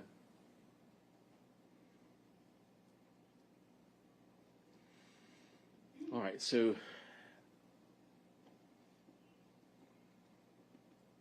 go ahead and have a seat and just think for a second. I think that we probably need to bring the jurors out, number one, inform them that we're not able to proceed today. However, we believe we can proceed Monday or Tuesday.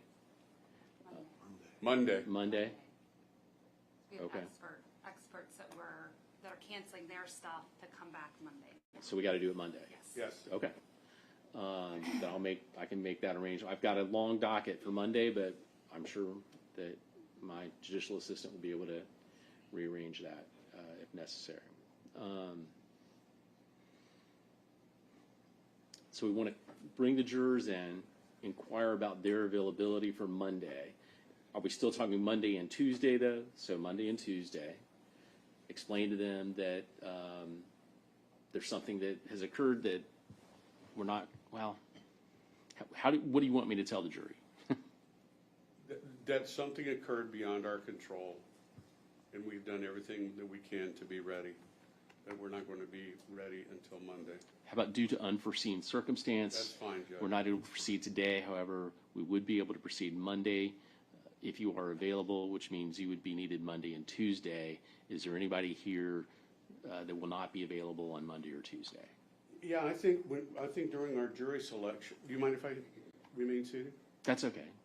I think during our jury selection, we pretty much cleared out everybody who wouldn't be available, like through the 28th or something like that.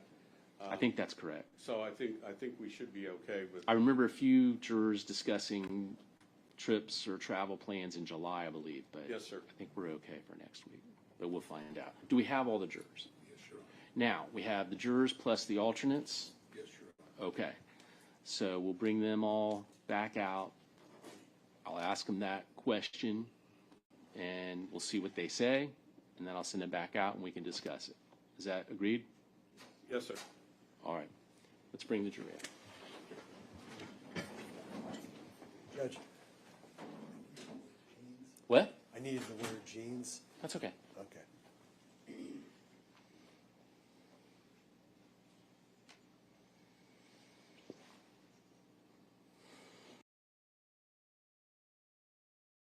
Jury, by a show of hands, who would not be available for us to proceed on next Monday and Tuesday?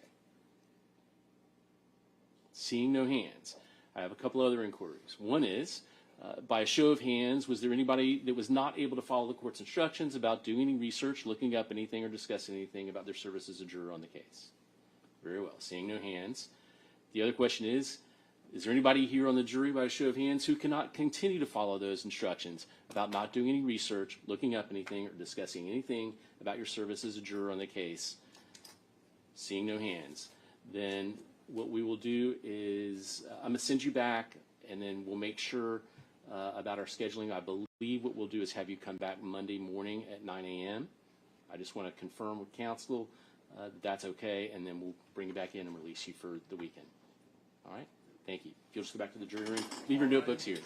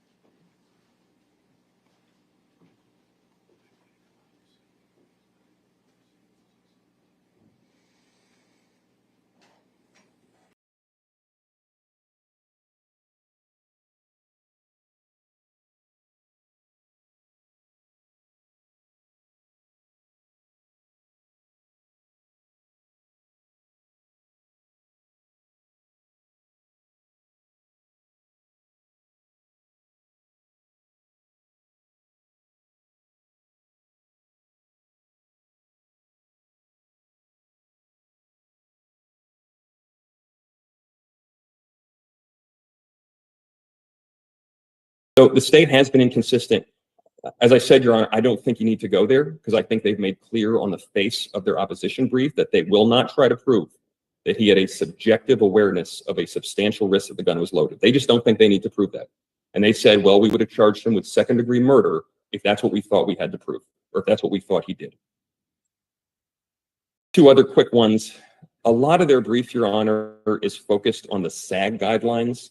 And it's a very, very strange sequence of arguments because they spend a number of pages saying that he was supposed to attend the check under it's like Rule 12 of the SAG guidelines that are in the record.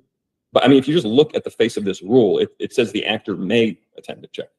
And if you look at the testimony they solicited from their own expert, Carpenter, at Gutierrez-Reed's trial, he said this is just a dog and pony show, or it's to give a warm and fuzzy feeling to the actor. It's not necessary. And then you get about halfway through their brief, and all of a sudden they say, well, yeah, it's true. They don't actually require this. But this isn't a trial under the SAG guidelines. I mean, all that's right, but the SAG guidelines are totally irrelevant to this. I mean, whether he did the thing he can elect to do under the SAG guidelines has nothing to do with his subjective awareness that that gun in his hand could kill somebody. They also say, well, he's different than every other person on that set, every other producer, because he had the gun in his hand. He's not different in the respect that matters for this element, which is, did he know that the gun in his hand could kill somebody? If anybody on that set knew the gun in his hand could kill somebody, they would have said, oh, stop, this is crazy. And that gets, I think, to my final point before I briefly address this new producer theory, which is that each of the actions, Your Honor, that they say shows his recklessness and shows that they can satisfy the elements of the offense, pointing the gun allegedly at somebody and pulling the trigger, not attending a safety check, he knew it was a real gun, all those alleged facts that they assert in their motion. It's not only that they don't they don't satisfy the element of subjective awareness, it's that they cut exactly the other way. No one thinks Mr. Baldwin or anyone else on the set wanted to hurt anybody. The fact that they assert, some of this we can test, but the fact that they assert that he was pointing and pulling the trigger, that confirms that he had no subjective awareness that there was a live round in the gun. No one thinks he wanted to hurt anybody on the set. The facts they cite as satisfying their burden under that element show exactly the opposite. They show that they absolutely cannot show that he had a subjective awareness that that gun could kill somebody. No one thinks he would have pointed and pulled the trigger if he knew that, if he knew there was any risk of that.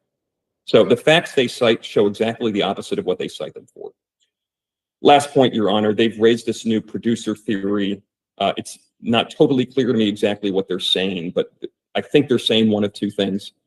The first one is they might be alleging some sort of supervisory liability, even if Mr. Baldwin had no awareness. He was negligent in supervising Ms. Gutierrez-Reed. Now, there's a ton of factual problems with that. That wasn't his responsibility, but those are not relevant for this motion. What's relevant here is that there is no supervisory liability criminal statute. You can't establish the mens rea, the subjective awareness based on a supervisory theory. That can't possibly work. The other thing they might be saying is that he should have known the gun was loaded or something. They haven't articulated this, but it seems to be what they're saying. But again, it's not that standard. He must be subjectively aware. He must have subjective knowledge of the risk. And that's clear as day in Henley. That decision's controlling. And for that reason, they can't meet their burden on this. So we reserve time for rebuttal, of course, but we respectfully ask this court to dismiss these charges because Mr. Baldwin is innocent as a matter of law. Thank you. All right, before the state responds, I have a couple of questions over some of what you presented. So you said that that you can take the undisputed facts under full and font, and I'm interpreting that to mean that you can ignore the disputed facts. And I don't read full and font to be that. No, Your Honor, the way I would describe it is you give the state everything they're alleging. So some of those facts are undisputed and some of those facts may be disputed. So for example, there's a dispute about whether he pulled the trigger. Give the state that, obviously not at the trial, but for the purposes of this motion, give the state those disputed facts. Assume they can prove. The way Pacheco describes it is there a reasonable probability that they can obtain evidence to prove those elements? So if they, as long as it's not totally ridiculous, if they say this is a disputed fact, we think he pulled the trigger, give them that for the purpose of the full and font motion. Can they prove the elements even with that? And our submission is that no, they cannot, because they don't even attempt to allege that he had a subjective awareness of a substantial risk that that firearm was loaded with live ammunition. So give them everything else they say. Give them the disputed facts. They don't dispute that. It's clear on the face, pages 14 and 15 of their op. They do not dispute that. What about the disputed facts? You talked about that they've raised additional facts. What about all the case law that says if you have disputed facts, it's for the fact finder? It is not for the court. Your Honor, that's true only where the disputed facts, if resolved by the fact finder in favor of the state, could satisfy the elements of the offense. Our submission today is that assume the fact finder resolves every disputed fact in the state's favor. They do not contend he was subjectively aware that the gun in his hand could kill somebody, because they don't contend that he was subjectively aware that there was any substantial risk that it had live ammunition in it. So give them everything else they say. Give them they pulled the trigger. Give them he didn't attend the safety check. Give them all that for the purpose of this motion. Assume the jury resolves all of that in their favor. They still can't meet the elements of the offense. And that is the essence of a full and font. I would call it a Pacheco motion because Pacheco really refined the standard, but that's the essence of the motion presented to the court right now. All right, well, let me read from Henley, because you read a certain portion of Henley, but there's more to Henley, and it says, criminal negligence required for involuntary manslaughter for a jury instruction includes the concept of recklessness, in which a defendant consciously disregards a substantial and unjustifiable risk that harm will result from his conduct. The Uniform Jury Instruction on Criminal Negligence incorporates this definition, defining criminal negligence as existing when a person acts with willful disregard of the rights or safety of others and in a manner which endangers any person or property. UGI 14133. Likewise, the instruction on involuntary manslaughter states that the defendant should have known of the danger involved by his or her actions. 14231. To be convicted of involuntary manslaughter, a defendant must have been aware of the risk caused by his or her conduct and continued to act. So I'm curious as to how you're narrowing that, because they're broadening that. And they're saying, look at all this other evidence that shows that he should have known. Number one, he had a bad armor that he's responsible for hiring. He should have known that she was a bad armor. Number two, he was aware that Halls periodically checked the gun, which implies that he also knew that he didn't check the gun from time to time. I'm trying to remember what else. The SAG guidelines that they don't completely rely on, and I think you said that they relying. If you said completely, they rely on them in part, and they're saying that as an actor, he, despite all that other information, that as an actor, he is not supposed to be pointing a gun at someone, and there's no need to use the gun, and that he pulled the trigger when he was pointing a gun that he didn't need to point to. So I'm curious as to how you have limited it to he has no knowledge because he got to rely on his armorer, he got to rely on David Halls, and you're ignoring all this other information that circumstantially, which is allowed, would indicate these elements. And that seems to be the core of what the jury is going to decide. And I'm not clear on how you're reconciling these kind of cases. A defendant's not, in fact, Murrieta, which you rely on very heavily, it says, State versus Murrieta. Defendant's argument both below and on appeal amounts to a disagreement as to how the fact finder should interpret the facts alleged. Such interpretations benefit from the opportunity to observe the testimony of witnesses, judge their credibility, weigh the evidence, and hear the parties' arguments after the close of evidence as a jury would have. Such contested facts, questions of fact in criminal cases rest within the exclusive province of the jurors. And then also in Murrieta in paragraph, that was 17 in paragraph 18. Furthermore, defendant's knowledge of intent generally presents a question of fact for the jury to decide. So to me, and you did acknowledge that they added, that they have additional facts. And under the case law that I'm reading, additional facts can equal disputed facts, and if you have disputed facts, you don't get full and final. And these additional facts are disputed facts, regardless of whether the state says, well, these other ones we dispute now. I'm just concentrating on the additional ones. And to me, it seems that this is at the core of whether the jury believes your facts about the armor and David Hall's and that he had every reason to be able to rely on them, and the state's alleged facts that he was the producer, he knew about, he should have known about the armor, all these things. I'm not getting into whether it's true or false. I'm just wondering how you're reconciling these things. Let me take a stab at that, Your Honor, and let me give you the short answer and then the slightly longer answer from both case law and the record. The short answer is add up all the facts that they say are disputed. Assume they win those. It still doesn't meet the legal elements of the offense. So you could imagine even easier cases than this, where something ridiculous. You know, there's a murder charge, but the person's not dead. And no matter what else is disputed, they're obviously not going to be able to prove a murder charge if the person's not dead. It doesn't matter if there's disputed facts. In this case, and let me pick up on Henley, Your Honor quoted the carryover paragraph from pages 107 to 108 in the Pacific Reporter. The very next sentence, the first full paragraph on page 108, gives the standard that's at the heart of our motion. It says, our case law has long interpreted the requirement of subjective knowledge into the requirement of subjective knowledge into the showing of criminal negligence required by our involuntary manslaughter statute. Later in the same paragraph, it says criminal negligence in the context of involuntary manslaughter requires subjective knowledge by the defendant of the danger or risk. So the parts that Your Honor quoted are the model instruction. You know, we don't take issue with any of that. They may also have to prove objective knowledge, which is the should have known standard. But the subjective component, whether it's an independent component or part of what willful disregard and conscious disregard means in this context, it's clearly a requirement of the statute. I don't hear the state to disagree with this point. I mean, they can read the case just as well as anybody, and I don't hear them to disagree that subjective knowledge is a requirement under the statute. Now, Your Honor asked about these different factual allegations, whether the Hall's check was insufficient and so forth.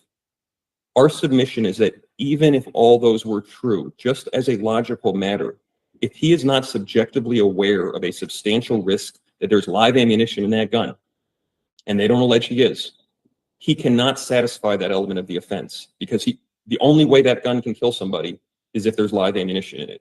They can allege whatever else they want about he violated the SAG guidelines or he did this and that, but if they can't allege that he has plausibly, that there was he was subjectively aware of a substantial risk that the firearm contained live ammunition, they simply cannot meet the elements of the offense. I know Your Honor asked about Moreta.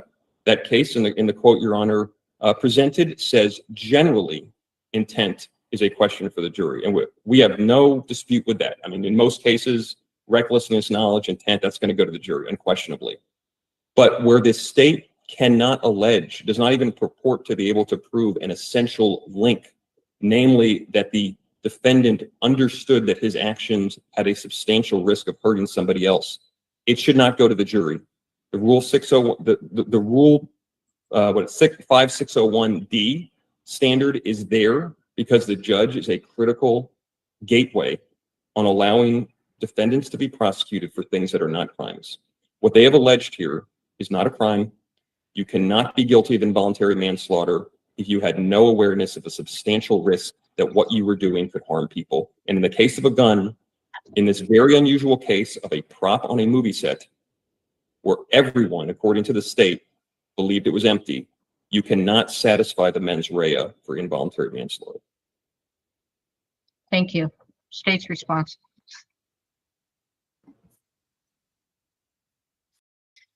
Your Honor, as a preliminary matter, I want to ask the court. I know that the defendant filed a request for supplemental briefing, kind of along with the supplemental brief yesterday, and we provided our response to that at around midnight. Is the court permitting the additional briefing? I hear Mr. Bash arguing the law and the facts that are in the additional briefing. So I just want to know what I'm responsible for.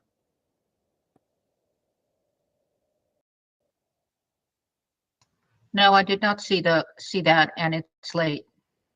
So okay. Your Honor, can I just respond? I mean, other than the brief mention of the producer theory, I don't think anything I argued had anything to do with the supplemental briefing. So he's right, but that's important because he said the state's new theory of him being a producer. Judge, you even know about it, so it's not new. Because I believe it came out during the Gutierrez trial, and as we indicated in our response, here's what we're doing. Here's what we're doing today. What I received and what I set for hearing. So a supplemental briefing that arrived yesterday is not on the table in my decision. Understood. Thank you. I'll go ahead and proceed with my response. The circumstantial evidence that the state intends to present that goes squarely to this issue is Mr. Baldwin knew he had a real gun in his hand. Mr. Baldwin specifically asked for the biggest gun that was available. Mr. Baldwin knew and understood that dummy rounds look identical to live ammunition. That's the foundation. So before Mr. Baldwin has ever even encountered training by Ms. Gutierrez, that's where we are. He then arrives to his training with Ms. Gutierrez and doesn't pay attention. Not only did Ms. Gutierrez indicate that he didn't pay attention, Ms. Zachary actually took a video of him not paying attention. And it's one of the exhibits that will be used in the destruction of evidence motion later today. So he decided not to pay attention during his training. Then, and look, anybody who looks at Ms. Gutierrez understands that Ms. Gutierrez hasn't been alive long enough to legally own firearms. So there has to be some question about, is this person really qualified to have this job? Any reasonable human being would have that concern, and many of the crew members actually mentioned that to the producers. How can this lady be our armorer? She's like in her early 20s. So Mr. Baldwin certainly understood that. He had a bad armorer. She wasn't doing proper safety checks. His experience in the film industry is absolutely circumstantial evidence that he knew that when she was doing these safety checks that she wasn't following the rules. Absolutely, the court is right. He also understood that Mr. Halls was not checking the gun with Ms. Gutierrez every single time. We know that he knew that because that's what he said to law enforcement on October 21st. So we get to this point. Now let's take into consideration that there are two other actors on set that Mr. Baldwin can see dry firing their guns into the ground 10 times after the gun is handed to them by Ms. Gutierrez to ensure that every single round is inert. Are those actors on my witness list? No.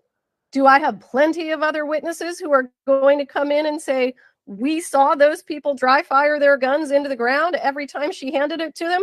Absolutely. Plenty of witnesses are going to testify to that, and Ms. Gutierrez herself should be able to testify to that based upon the court's ruling, because that certainly wouldn't be anything that she could assert her fifth to. So that's where we find ourselves at this point in time. Now, what Mr. Bash is telling the court, which is absolutely false, what he's telling the court is, unless this gun has a live round in it, it is completely harmless. And he didn't realize that there was a live round in it. Patently false. Mr. Baldwin himself, as I recall, had a conversation with law enforcement, and I may be wrong. I've read a lot of transcripts. He indicated an awareness that if he is handed a gun that has a blank round in it, but also has a barrel obstruction, that is fatal. That can kill someone and has historically killed people. I believe that that is the circumstance of the death of Brandon Lee, that almost everybody who works in the film industry is familiar with. So Mr. Baldwin didn't necessarily have to know there's live ammunition in this gun. He had to understand that the gun is real. Real guns are dangerous. Dummies look exactly like live ammo. Even if there's not a live round on set and she put a blank in instead of a dummy and the gun had a barrel obstruction, Helena Hutchins is dead. She's dead. And she's dead because he didn't participate in the safety check. And listen, we agree, and we have always agreed, that under the SAG guidelines, which do not dictate New Mexico law, the SAG guidelines indicate that that is optional.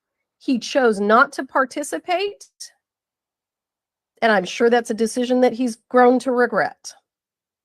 So he chose not to participate in that safety check. Then he decided to point a gun at a human being, cock it when he wasn't told to cock it. We have plenty of video of him cocking guns when he wasn't supposed to, when he hadn't been told to, when the scene didn't call for it. And then, of course, he pulled the trigger, killed a woman, and seriously injured someone else. So that's the landscape, and the court is absolutely 100% correct.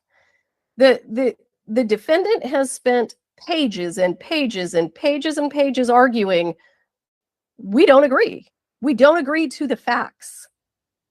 There are really no stipulated facts. The state isn't stipulating that in order for that gun to have killed someone, it had to have live ammunition in it. Everybody knows that's not true.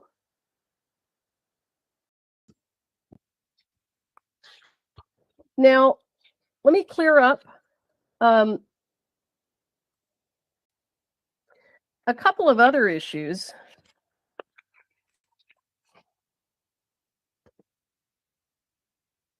The reason that these safety rules exist, the entire reason that the SAG Safety Bulletin #1 exists, is because of the risk that live ammunition could find its way on set.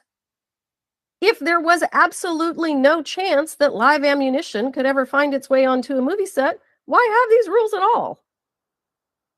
You've got two actors standing right next to Mr. Baldwin who certainly understand that there's a significant risk of live ammunition, or they wouldn't be firing their guns into the ground right in front of him.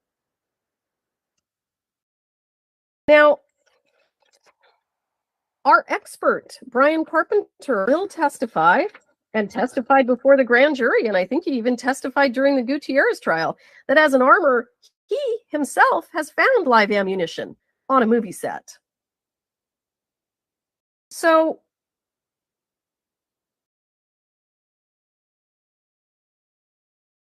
what Mr. Bash alleges with regard to the distinction between involuntary manslaughter and second-degree murder really, I don't think gets him where he needs to be. If I am an actor and I have reason to believe that I understand that there is a substantial risk that there is live ammunition on a movie set, and I take that gun and I point it at a person and I cock it and I pull the trigger, that is second-degree murder all day long. We can argue about that all morning, but that's not going to change.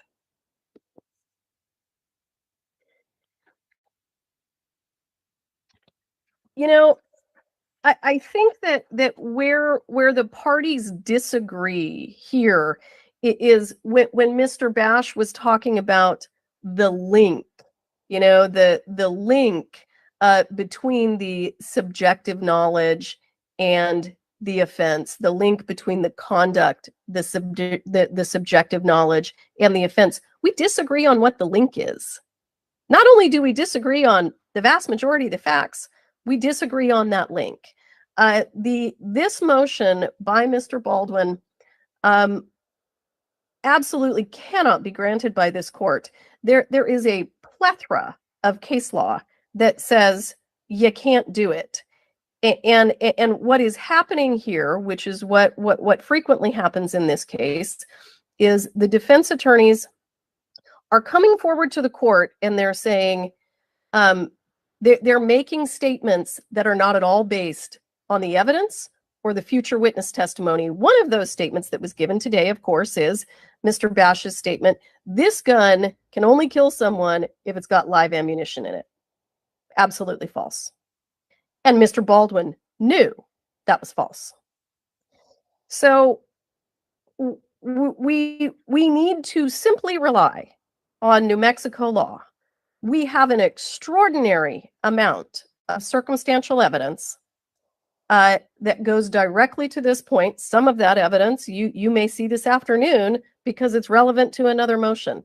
The court, if the court in Cerna, which is the unpublished case that the defense, that the state cited, that the defense was certainly aware of. They were aware of Cerna, they were aware of Gomez. They didn't cite him because they were hoping, I guess, we wouldn't find him. So when you look at Cerna, there's a video. There is a video of a person driving and a pedestrian stepping out in front of them.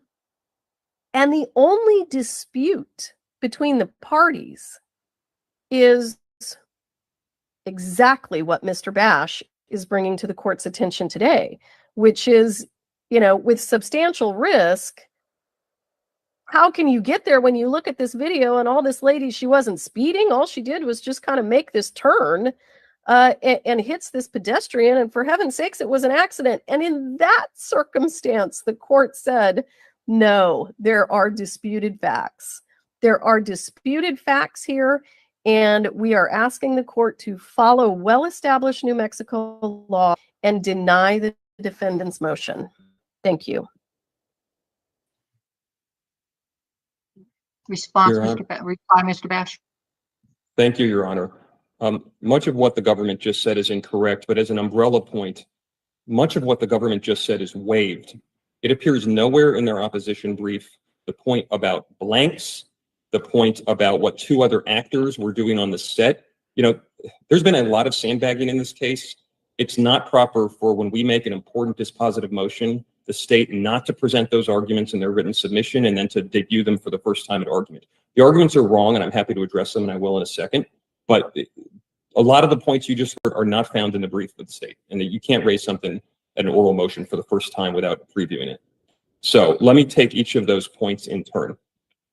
Ms. Morrissey went over a lot of their allegations, and some of them just have obviously no bearing on the issue before the court. Whether he selected the biggest gun, whether Ms. Gutierrez looked too young for the job, that has no bearing on whether he had a subjective knowledge of a substantial risk that the gun in his hand could kill somebody.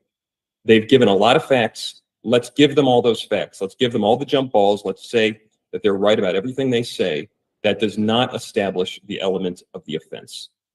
And we've been over some of those in the opening presentation, that he had the gun in his hand, that he knew dummies look like live rounds. The fact remains that they told a jury to secure a conviction that everyone on that set did not believe there were live rounds in that gun, and that it was inconceivable that there could be live ammunition on that set. And everyone includes Mr. Baldwin. Now, they've raised two arguments. I guess they've realized that they have a big problem, because if they can't show that he had a subjective awareness that that firearm was dangerous in his hand, they can't prove their case. And so they've raised two totally new arguments, which were not in the opposition brief. Someone can correct me if I'm wrong. I'm doing it from memory, but I don't remember seeing these arguments in the opposition brief. First, they say that Mr. Baldwin saw two actors dry firing their guns, but they're not going to call those actors, but they saw it. I don't see that anywhere in the brief.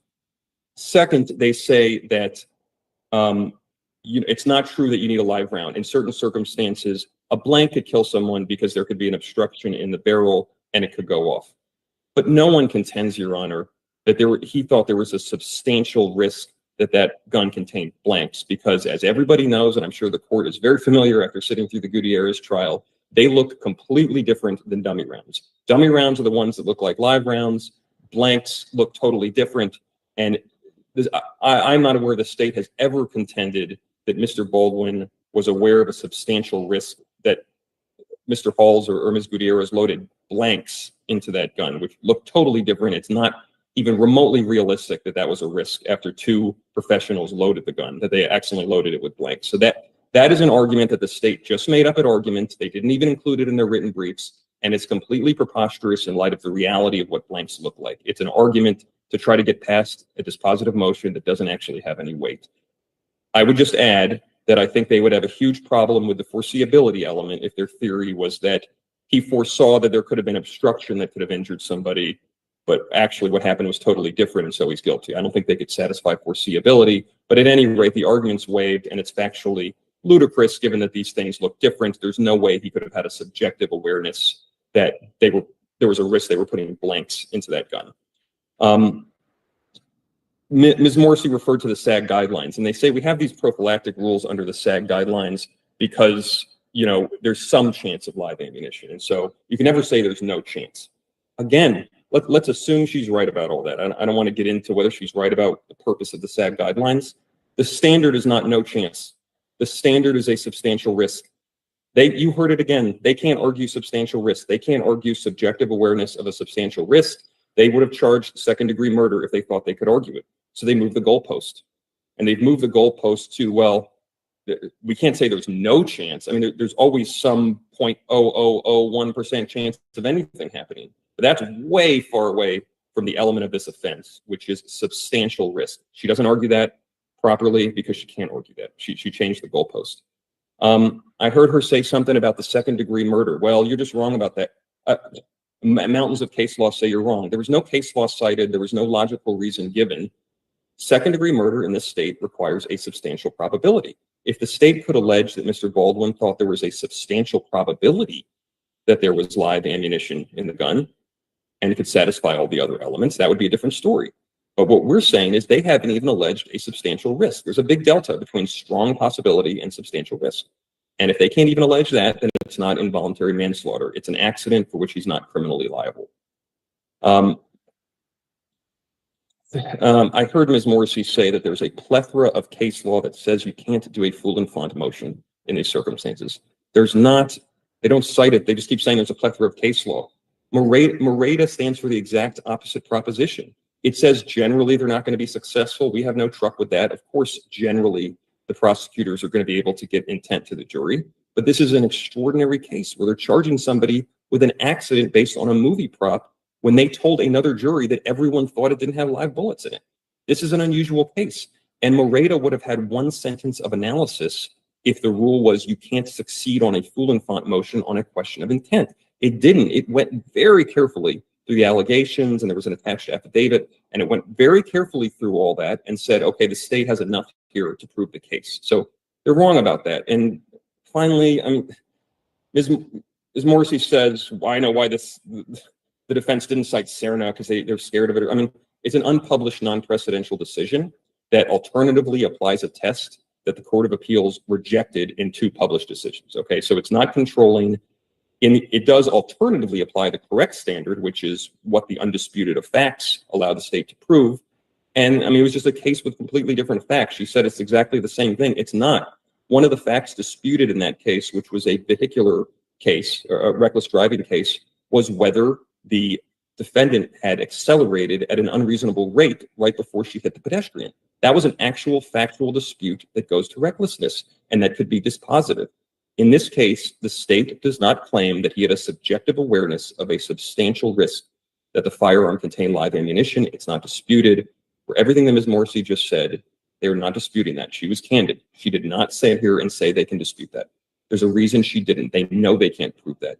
They know it would be inconsistent with what they told a jury to get a conviction of somebody else. They can't prove that. If they can't prove that, they can't establish the elements of the offense. And with that, I'll sit down, Your Honor. Court makes the following ruling. The court denies the full and font motion of the defense. The court finds that, first of all, there does exist disputed facts before the court that are not capable of dismissal as a matter of law. The disputed facts are appropriately before the jury. The involuntary manslaughter talks about the defendant should have known of the danger, and I think that's really at the core of what is argued, that Mr. Bash is saying that there's no way he could have known, so there's no way he should have known. And Ms. Morrissey is saying here is some circumstantial evidence as to how or why Mr. Baldwin should have known. With respect to the inconsistent theories of prosecution, you didn't really bear that out. I don't think you've met your burden. I think that the 10th Circuit, U.S. versus Negro, is on point where it's got to go to the core, prevail on due process claim. It's got to go to the core, and that it's got to be which is so inherently contradictory. And I think that I think part of what the state's relying on is what Ms. Gutierrez didn't do. Okay, and the court will prepare that order as well. I will see you back here at 1 o'clock. Does that work for everyone? Your Honor, before we recess, I just have a question. The defense mentioned that I'm going to be arguing the Trombetta motion. We have 3 witnesses. The defense indicated they have witnesses. May we ask who they plan to call for that? I don't know if their witnesses are Yes, Your Honor. As always, it somewhat depends in part on who the state calls. It may